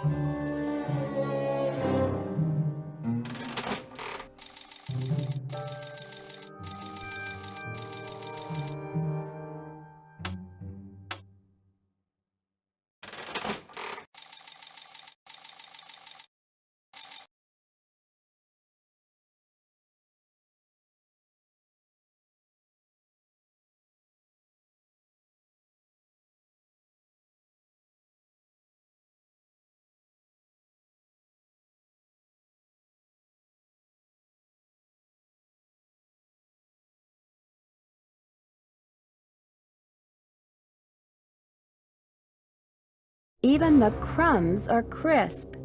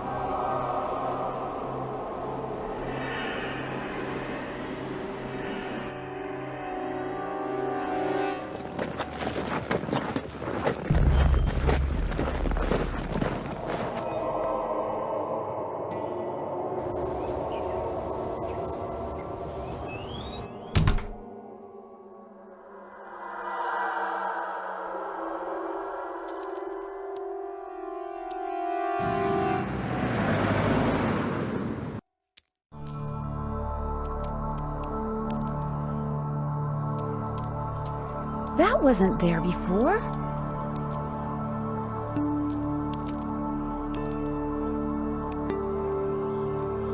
Hi, can I help you with something? That's a pretty big hunk of petrified wood over there. Where'd you get it? A friend of mine found it when he was clearing land for a new house. I told him I'd share whatever I got for it with him. Be sure to check out the jewelry display. I just got some real nice pieces in. Do you know anything about the treasure Dirk Valentine supposedly buried somewhere around Shadow Ranch? I know it's a lot of hogwash. What makes you so sure? If I had $1 for every lost mine or buried treasure story I've heard in the 30-odd years I've lived here, I'd have 10 horses, 2 cars, and possibly my own helicopter. It's nothing but a tall tale. Trust me. I'd like to recreate the beadwork that was on this bag. Only it looks like I need a lot of different beads. Beads, huh? Let me see what I can do. While I do this for you, why don't you finish that display for me? The one behind you. Sounds good.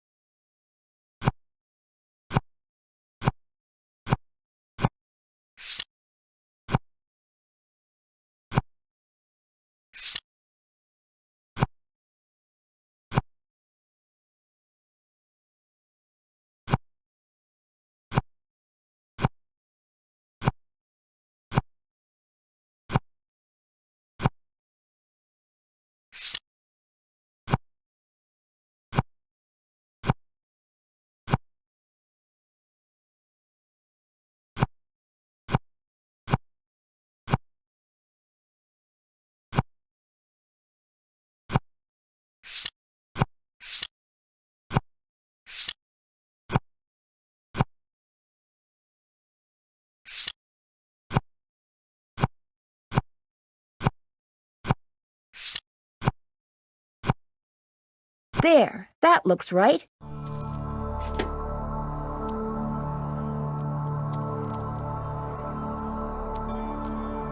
Hi. I finished that display for you. Any luck finding those beads? Here, try these. Great, thanks. I saw you riding earlier near Shadow Ranch. Do you ride around there a lot? You're mistaken. Shadow Ranch is private property. I never ride there. You must have seen somebody else. I'm sure the Raleighs don't mind if you ride on their land. I'm telling you, it wasn't me. So don't go telling people you saw me trespassing, because you didn't. Excuse me.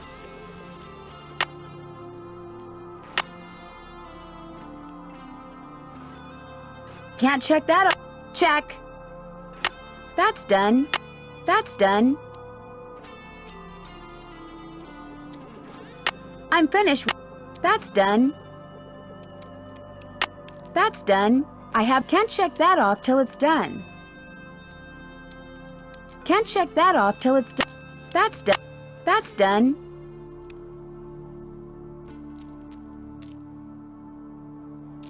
That's done.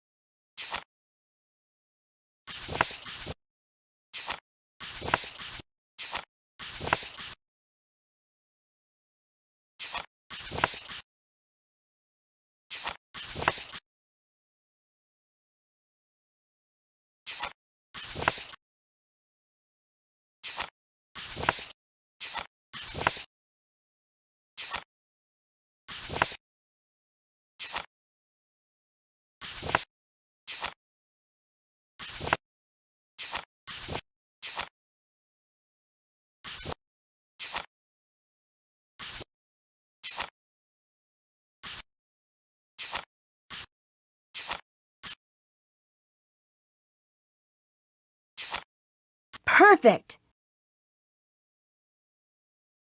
That flower looks kind of like a poppy.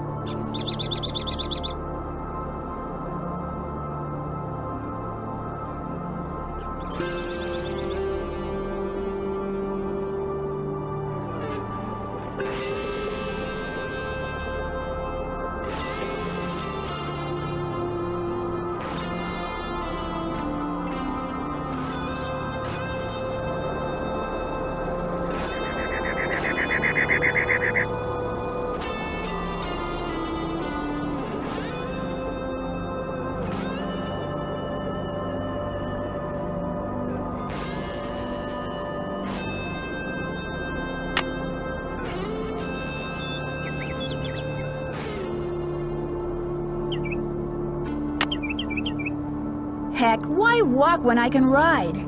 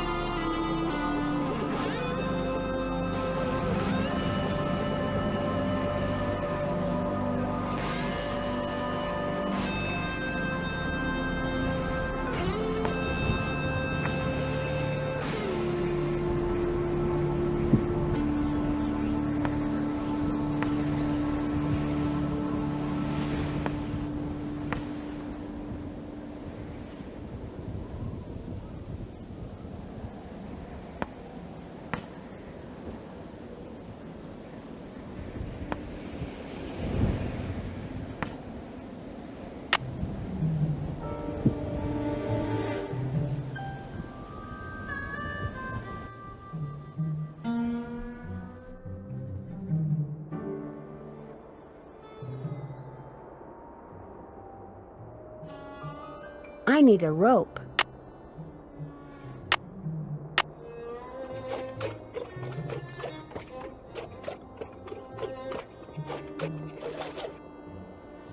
Ta-da!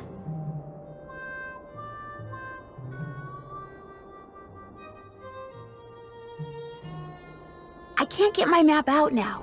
I'll just remember the petroglyphs I see and check my map later.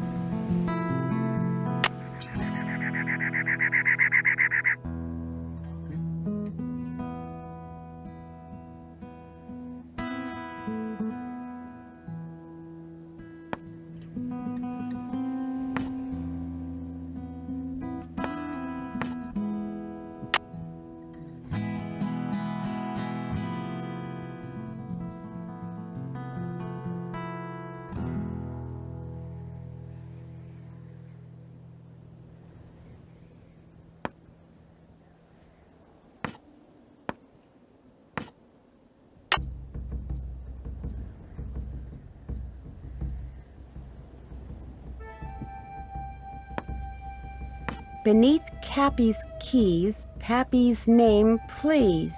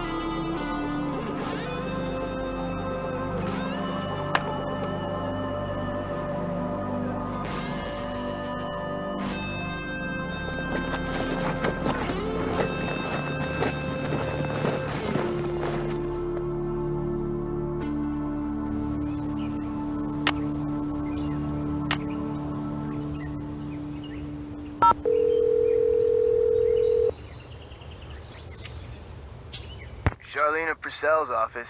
Hi, this is Nancy Drew. Say no more. Hello, Nancy. What's the latest? Do you know anything about Dry Creek? Dry Creek, closest town to Shadow Mountain. Population at its peak, 317. Leading citizen was Cappy Munger. His establishment contained the only piano within 50 miles. Frances, being as smart as she was, taught herself how to play it. That's apparently how she met Dirk. He heard her composing a song one day and fell in love on the spot. I came across a reference to someone whom Dirk referred to as Pappy. Probably his father, Kashmir Valentine. He was a blacksmith over in Prescott. Would Frances have known who he was? Oh, yes. Dirk worshipped his father. Which is ironic, because by the time Dirk was arrested, his father had pretty much disowned him out of shame. Would you happen to know the brand name of crackers back in the 1880s whose slogan was "Even the crumbs are crisp"? Not offhand, but I certainly can find out. Details like that are why so many of my books have won awards for historical accuracy. Have you read any of my books? No. But Aunt Bet has. She's a big fan. I realize that my novels aren't everyone's cup of tea, but it wouldn't hurt to at least give them a try, would it? No. In fact, I'll pick one up first chance I get. And I'll send you the name of those crackers first chance I get. Talk to you soon. I'll be waiting.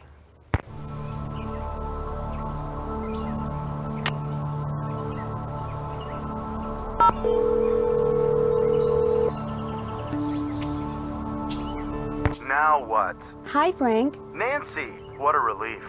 Your client's still bugging you? He calls every 3.25 minutes. You can set your watch by him. But the good news is, he's being so obnoxious that we're working faster than we've ever worked before. We're going to solve this case in record time. Like they say, every cloud has a silver lining.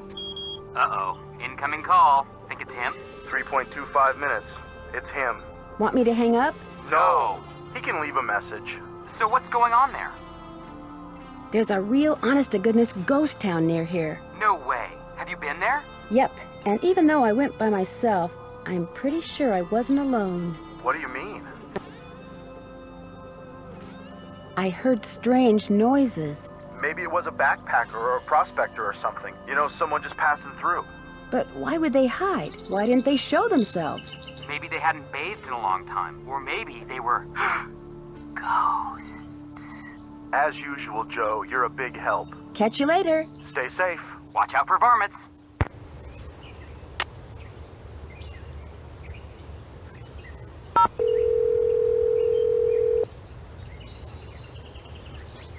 Hello? It's me. So what's going on there?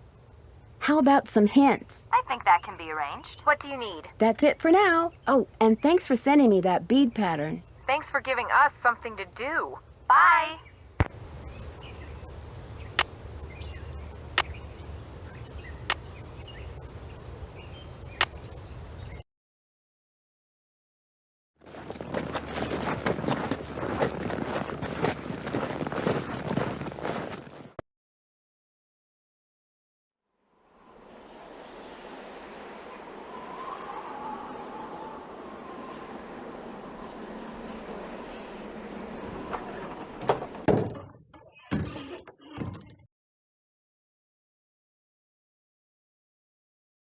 Looks like I need to put in a password.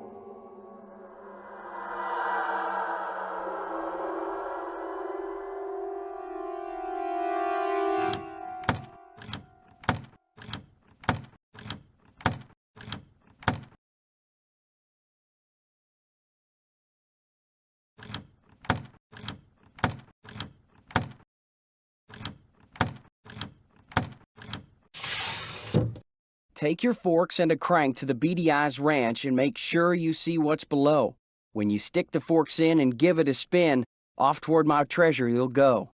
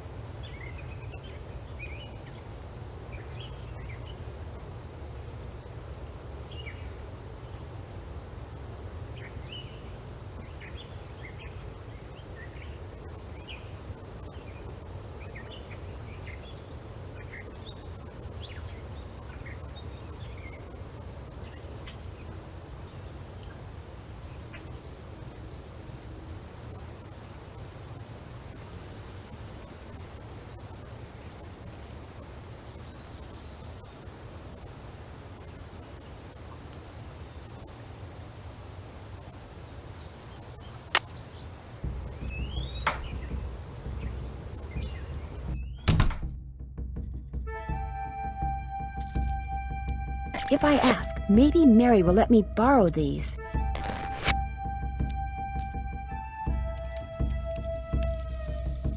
Hi, can I help you with something? I noticed some tuning forks over there. Would it be okay if I borrowed them for a while? Tell you what, if you go out and find me 10 arrowheads for this display I'm working on, I'll give them to you for free. You can put them in this. I already have 10 arrowheads, see? So you do. It looks like I only need 9 to finish this display. So here, keep this arrowhead. Thanks for your help, Nancy. Those tuning forks are all yours. It was great talking to you. Ride safely.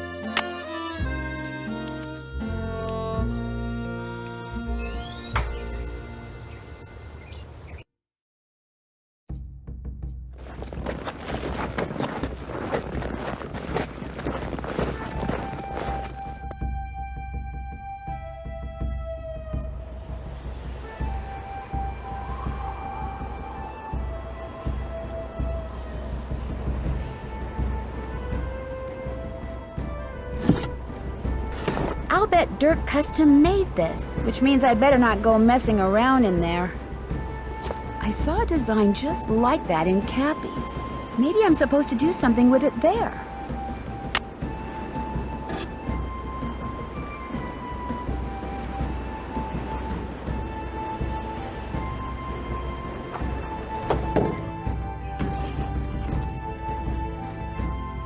This outline reminds me of something.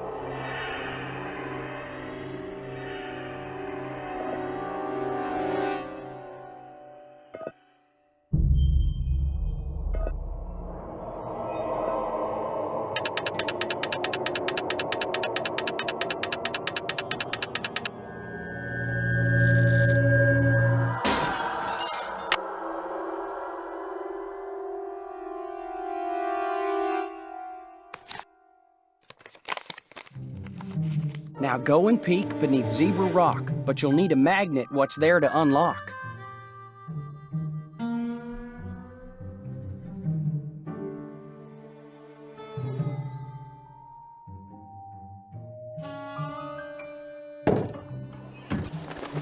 I'm getting the definite feeling I'm not alone.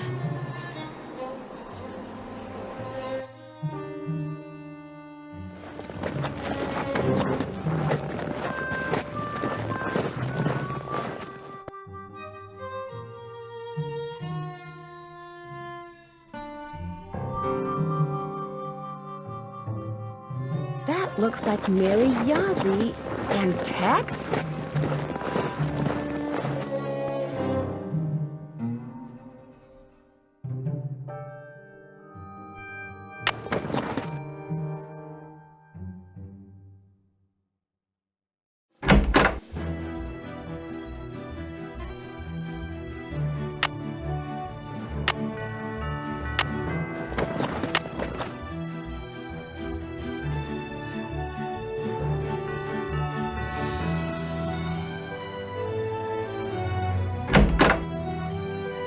Tex said to put the saddle and bridle back where I got it.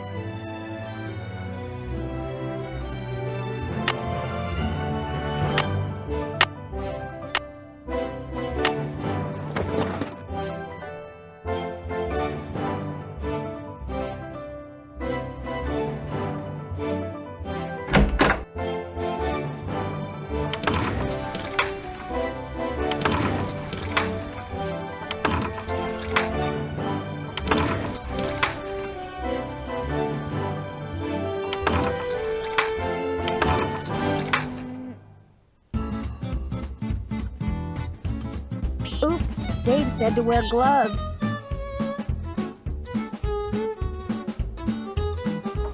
Tex must have turned the horses out for the night.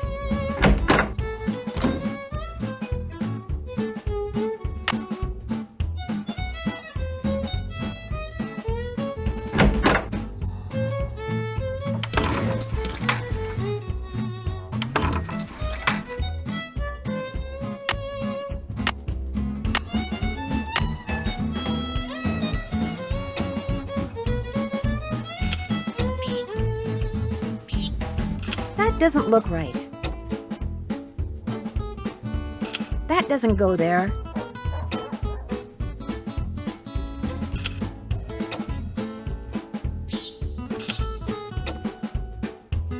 That doesn't look right.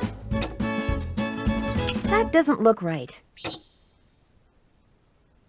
That doesn't look right.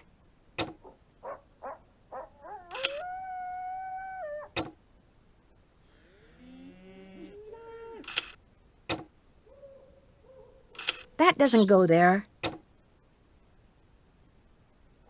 This goes here.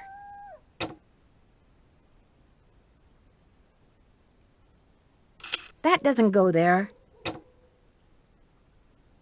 That looks right. This goes here. This goes here. There. Sorry, coyotes. No chicken dinner for you tonight. Oh my gosh, my gloves. They're glowing. That powder in the ghost town.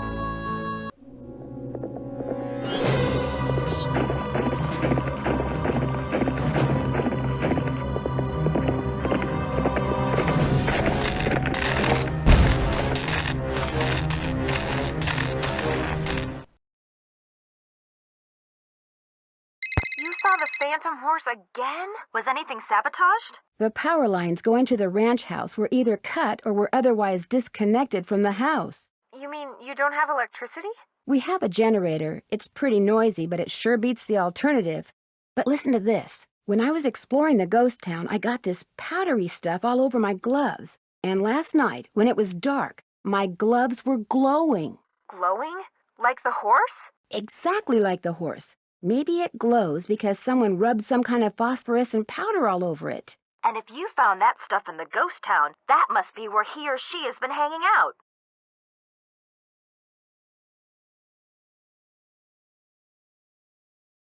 Which is why I think I'll go back out there first chance I get. And another thing, Dave was suspiciously absent during all the excitement last night. You better be careful, Nancy. If he and whoever's out at the ghost town are working together, they may decide you're a threat. I'll be okay. I'm more worried about you guys. Well, the fog has finally lifted, and they say we will definitely get out of here today. What they won't say is when.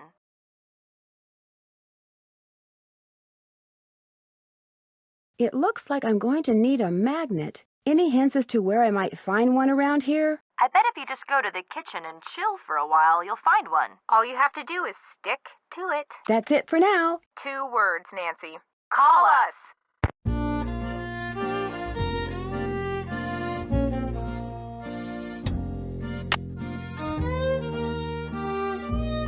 Nancy, I figured after last night you'd be long gone. I know I would be if I were you. When the power company turned off the power, did they say when they'd be out to fix the lines?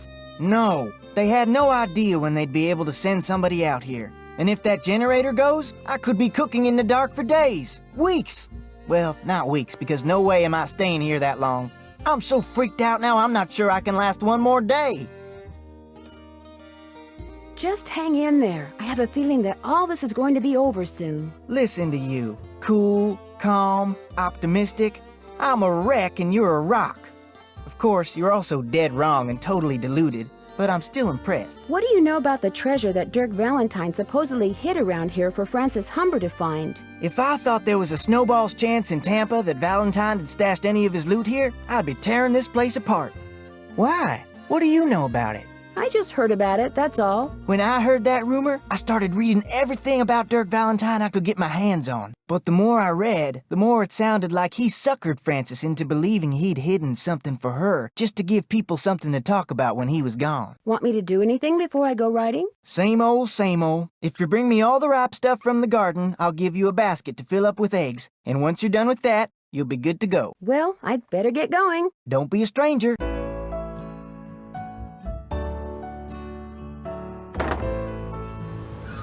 That horseshoe wasn't there before. Maybe the ghost horse threw it while it was running away last night.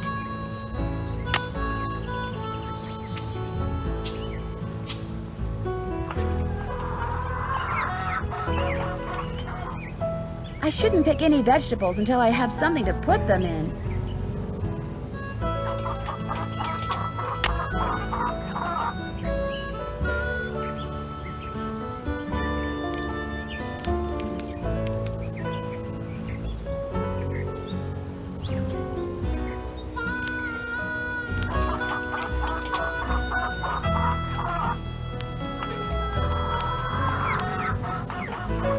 It's so hot, I should get these vegetables into Shorty right away. Pick those vegetables for me yet? You betcha. Good for you.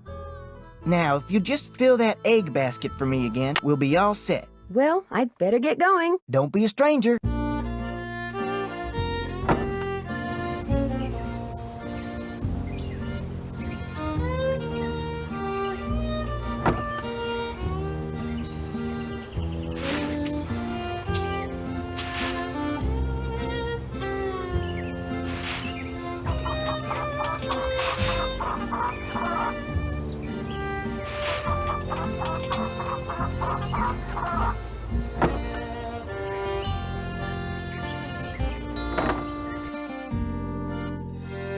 You can find more eggs than that. I can?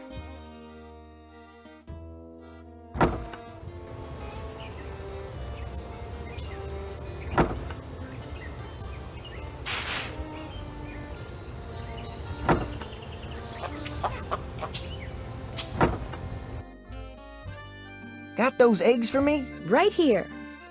Good for you. Anything I can do for you now? Could I get a canteen of water from you? You betcha. You're good to go. Well, I'd better get going. Pleasure talking to you.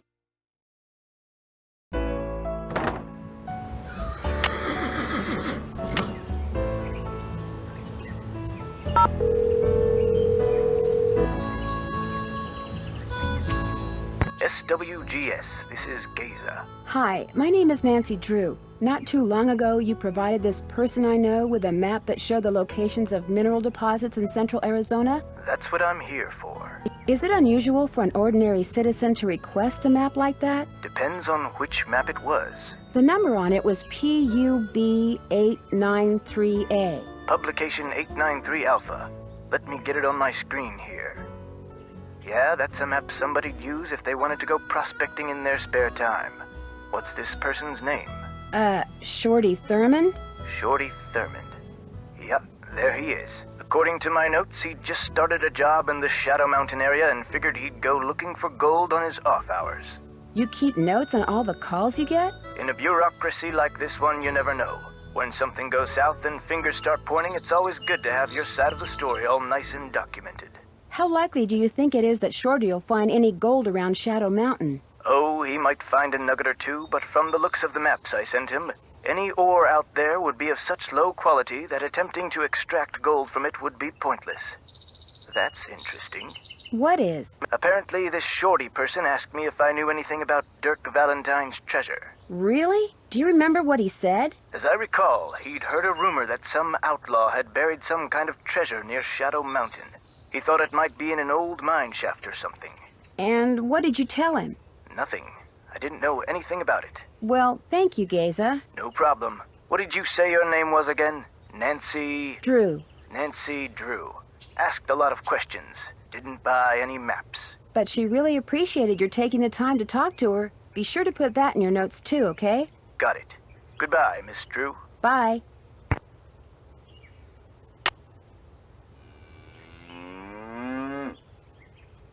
Hello, Nancy. Thanks for fixing that fence. What can I do for you? I'm pretty sure I saw Mary Yazzie riding on the Raleigh's property. Have you ever seen her riding around here? Can't say as I have, but then most of my duties require me to stay close to home. Tex, he's the one you ought to ask. I'll let you get back to work. See you later.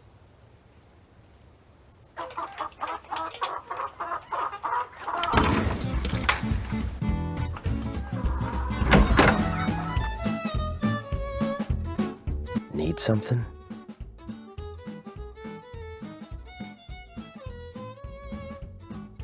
I found a horseshoe outside that wasn't there yesterday. I was thinking that maybe the phantom horse threw it. It's got a rock wedged in it. So it does. Looks like the kind of rock you'd find out by the ghost town. I've been to the ghost town, but I didn't see any horse. I'm just telling you what I know. You don't want to hear what I got to say, then quit asking me stuff. Do you go out there much? Nope, and I'll tell you why. Last time I was out there, my horse acted real strange. Even tried to throw me.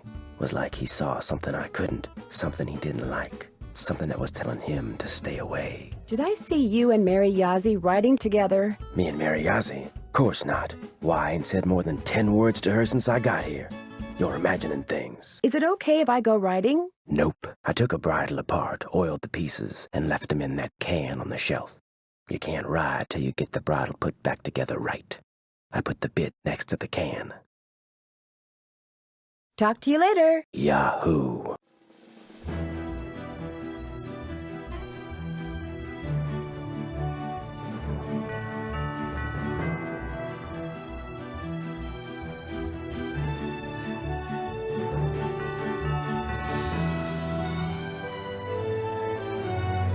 Okay, there's the headstone. Now, let's see.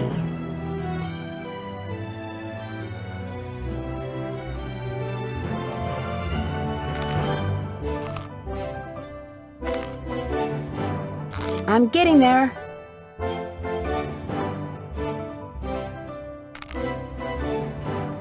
This goes here. I'm getting there.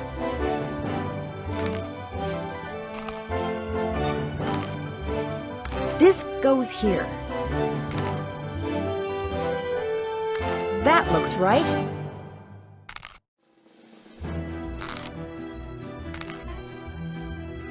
Perfect. Need something? I put that bridle back together. Now may I go riding? Yep.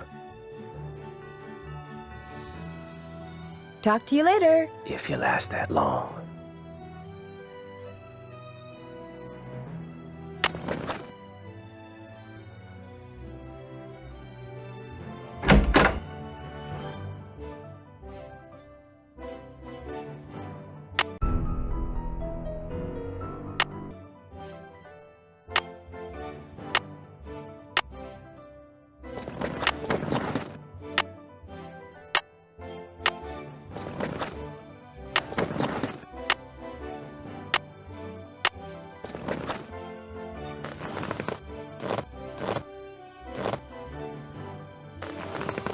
Come on, Bob.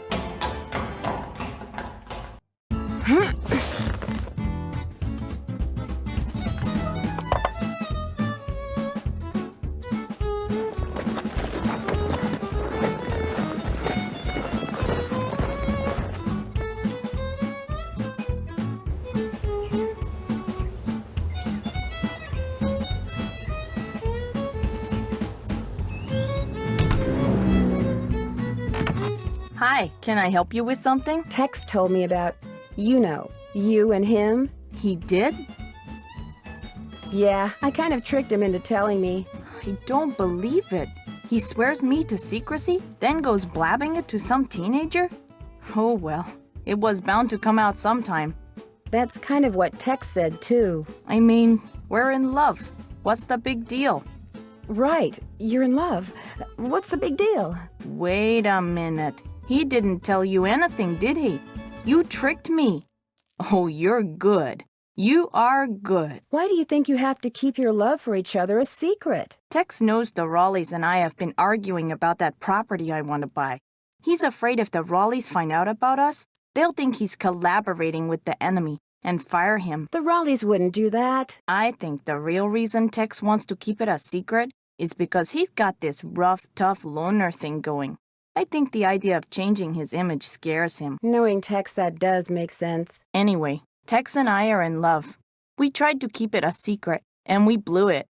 You know, for a city slicker, you got a lot of country smarts. Why are you so interested in buying that property from the Raleighs? There's a whole bunch of petrified wood on it. Tex discovered it.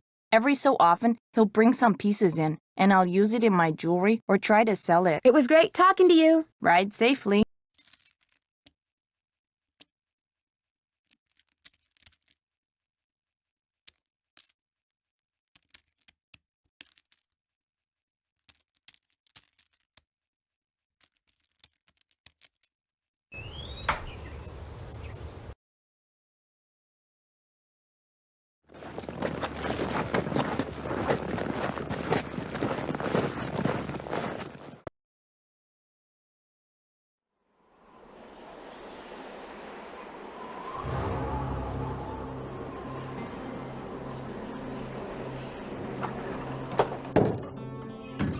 The stuff I saw in here before is gone. Looks like I scared somebody off.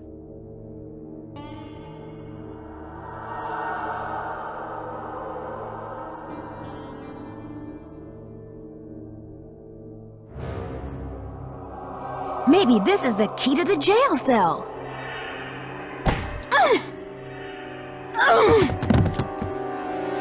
I'm in the jail cell.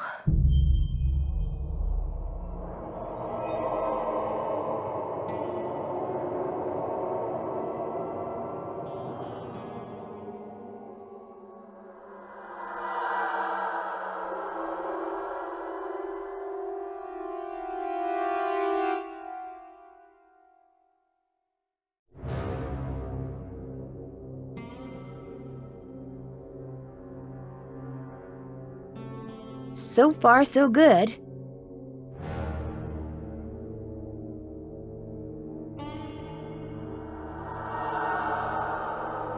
I'm getting there.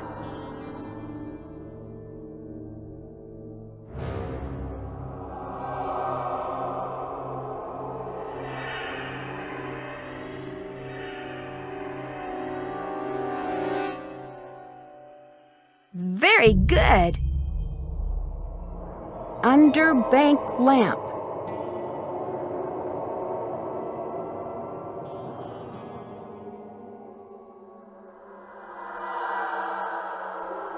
I'll bet that's the key.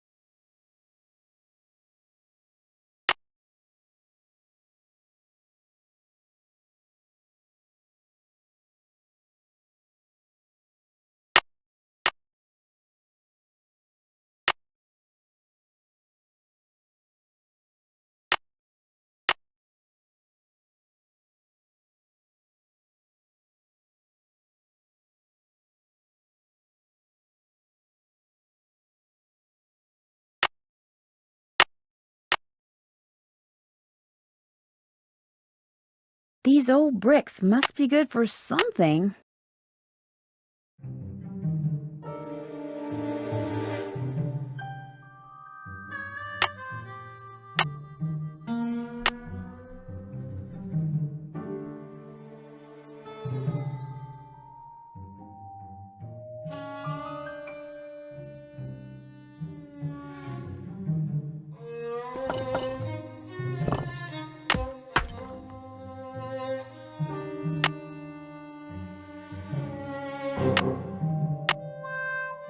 Come to Mama.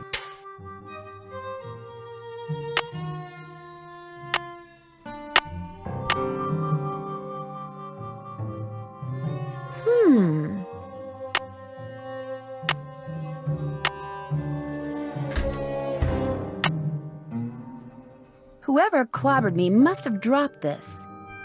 To hide a message, take the last 2 letters of a word, reverse them, and then add them to the start of the word. Use these pictures in place of the word. Anyone talks about this, they get a load of buckshot. Dirk.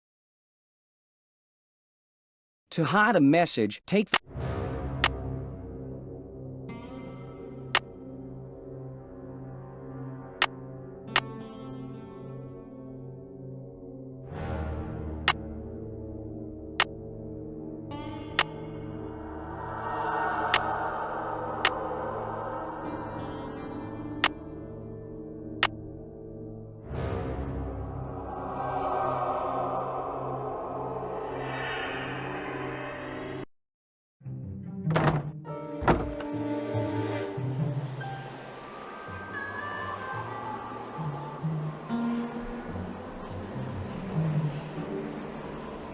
There's a letter down there. Did you know you can play some games more than one way? You can, and I'll tell you how. Use the ring that's the twin of Ellie's, your cousin, in Cappy's Fun Machine now.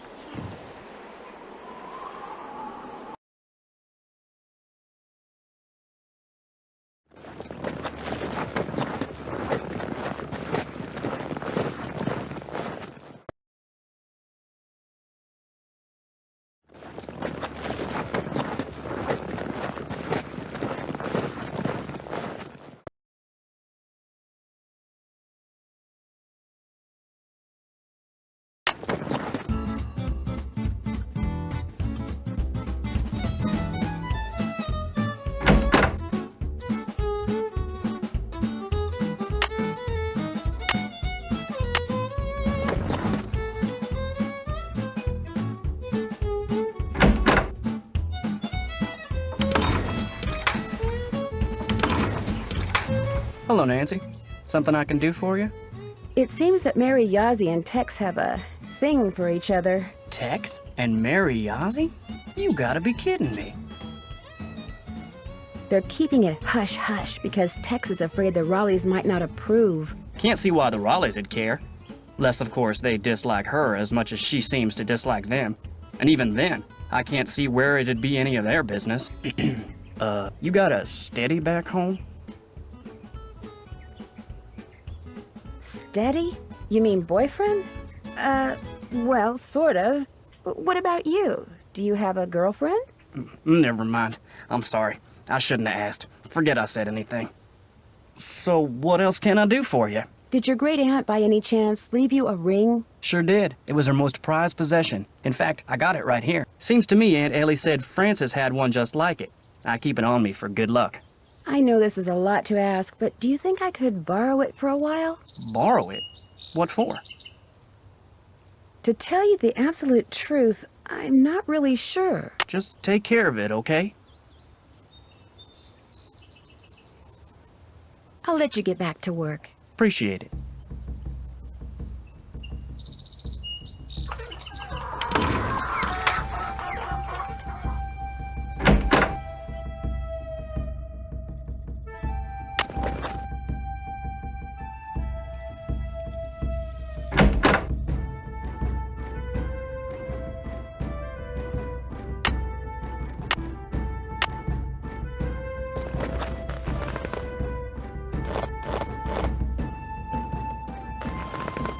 Come on, Bob.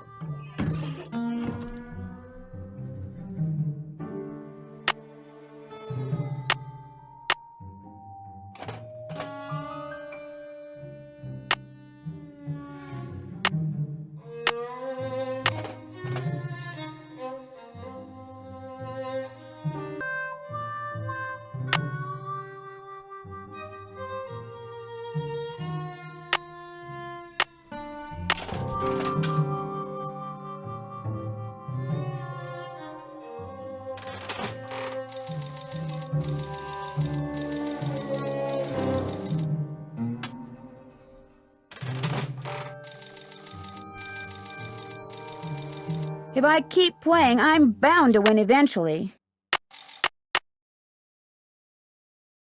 Interesting.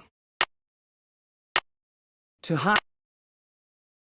Interesting.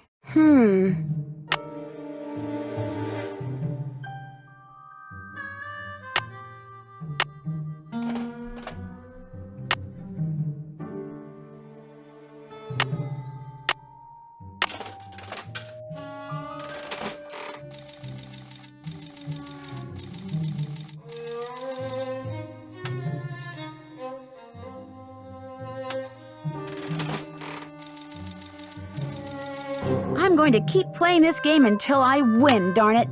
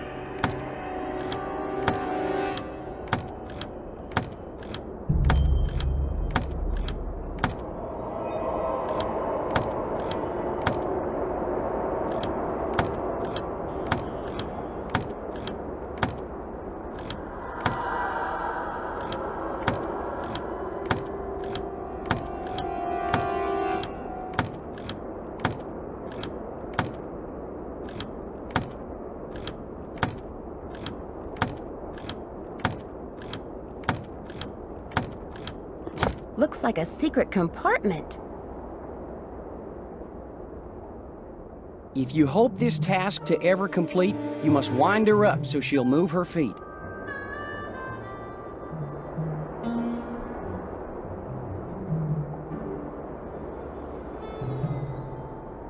If you hope this task...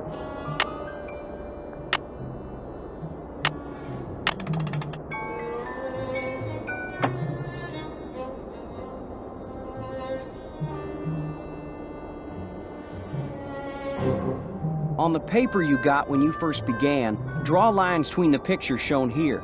If you draw them in order, you'll find something you need behind the picture that you make appear. On the paper you...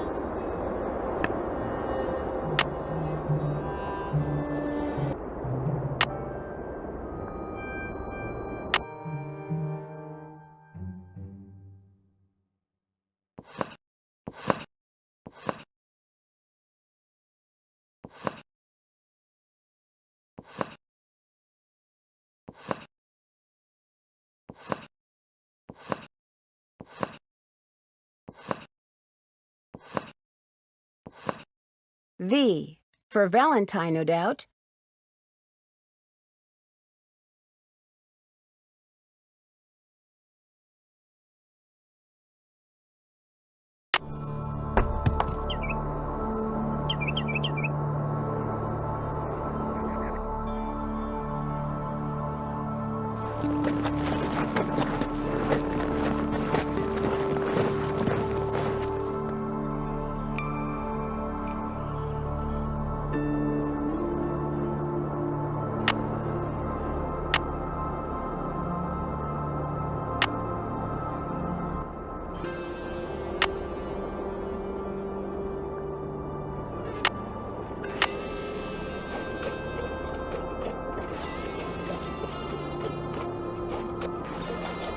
How?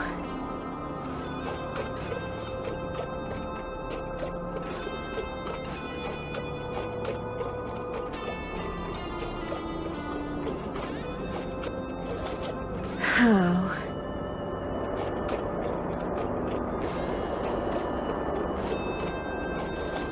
How?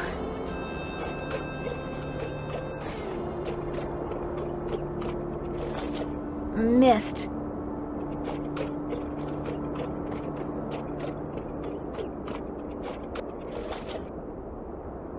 Yes!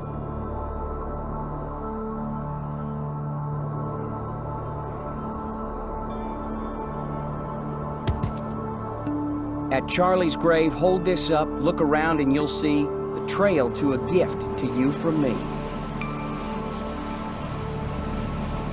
It's a rock. Too bad it's so scuffed up.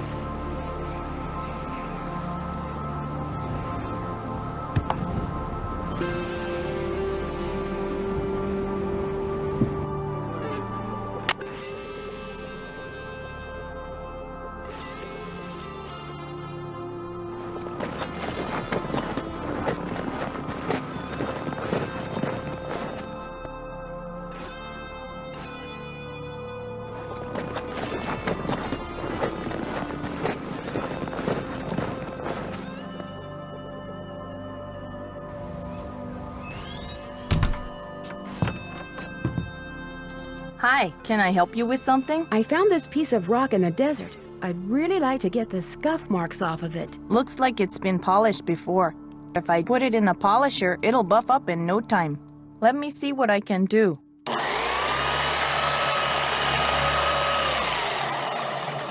It's a picture agate. Great, thanks, Mary. It was great talking to you. Catch you later. Hello? We're booked on a flight to Phoenix. All right. The bad news is, the flight's been delayed. Oh no, why? The plane that's supposed to fly us out of here is sitting on the tarmac in New Jersey waiting to take off. It's like 93rd in line or something. So what are you doing, Nance? Have you figured out who's who's behind the sabotage yet? No, but I have a gut feeling that whoever it is after Dirk Valentine's treasure, which means if I can find a treasure, I can put a stop to the sabotage. And I think I'm in the home stretch. All I have to do is go where the picture on this agate takes me, and I'll be all set. The picture on this what? It's a long story. I'm tempted to ask you to wait until George and I get there, but I know that'd be like asking an Olympic speed skater to slow down. Just be prepared to tell us all about it.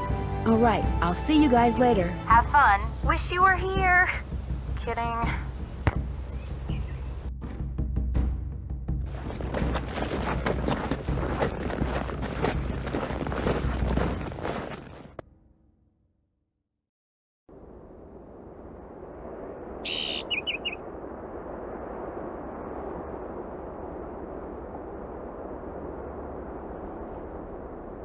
That tree looks just like the one on the agate.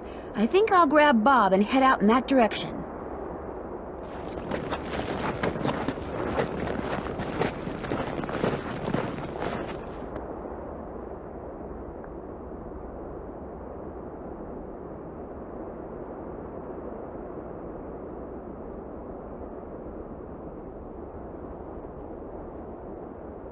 Now, how am I going to get up there?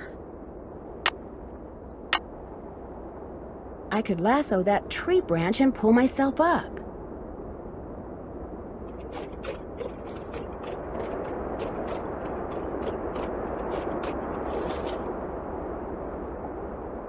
Yes!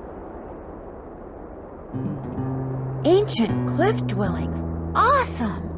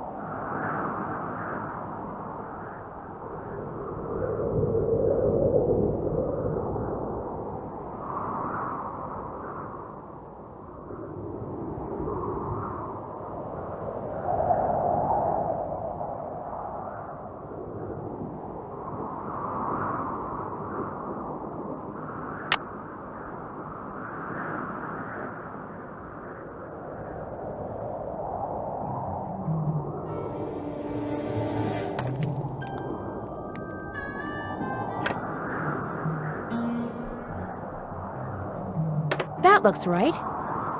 That looks right. This goes here.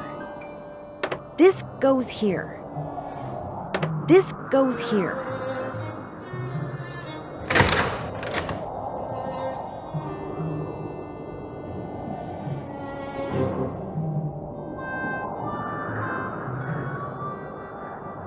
There it is, Dirk Valentine's treasure.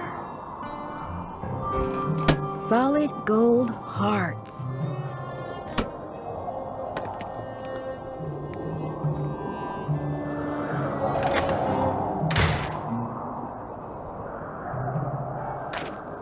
Uh-oh. Why, hello, Nancy. Find the treasure yet? So you're the one who's been sabotaging the ranch. That's right. Here my buddies and I went to all that trouble. Wrangling that horse, busting that pipe, cutting those wires trying to scare people off the ranch so we could tear the place apart looking for the treasure. When all we really had to do was what I just got done doing. Follow you. You went to a lot of trouble for nothing. The treasure's gone. Well, now I don't believe you, Miss Nancy. Oh, and by the way, it's too far to make it back to the ranch without a horse, and I just ran yours off, which means you, to use an old cooking expression, are toast. That's what you think. Looks to me like the only way out is the way you came in, Nancy. So, ready or not, here I come. There's gotta be a way to stop Shorty. Think! I'm getting close!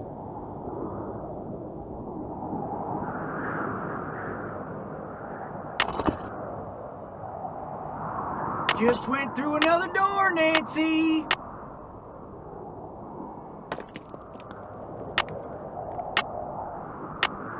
There. Now I better hide. Last door.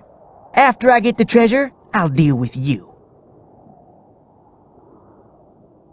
Whoa! You switched door markers on me, didn't you? That was downright mean, Nancy. I could have hurt myself. At least you can do is help me off of here. How about it? Nah, I think I'll go get the sheriff and let him help you off of there. Dear Hannah, it turns out that Shorty had ridden to the cliff dwellings on the Phantom horse, which was really just a trick horse that a friend of one of his bank robber buddies had trained. Since my horse was gone and it was getting dark, I wound up riding it back to the ranch so I could call the sheriff. You should have seen the look on everyone's face when I rode up on a glowing horse. It looks like the phosphorescent powder that they used to make it glow was harmless, but Tex is taking care of the horse until he's sure it's okay. Mary Yazzie has straightened everything out with the Raleighs, and now she comes over a lot, mostly to see Tex. He turns beet red whenever she's around. It's actually kind of cute. Speaking of cute, Dave confessed to the Raleighs as soon as they got home from the hospital, just like he said he would. They not only forgave him, they even offered to split the treasure with him if it turns out they can keep it. Sheriff Hernandez is looking into it. The best part is, Bess and George finally got here, and we've been having a ball. Here's a picture of the three of us on our horses. Unfortunately, Dave took it. Guess he didn't realize his finger was over the lens. See you in a couple of days. Love, Nancy. P.S. I started reading the Charlene Purcell novel Aunt Bet has. And you know what? I can't put it down.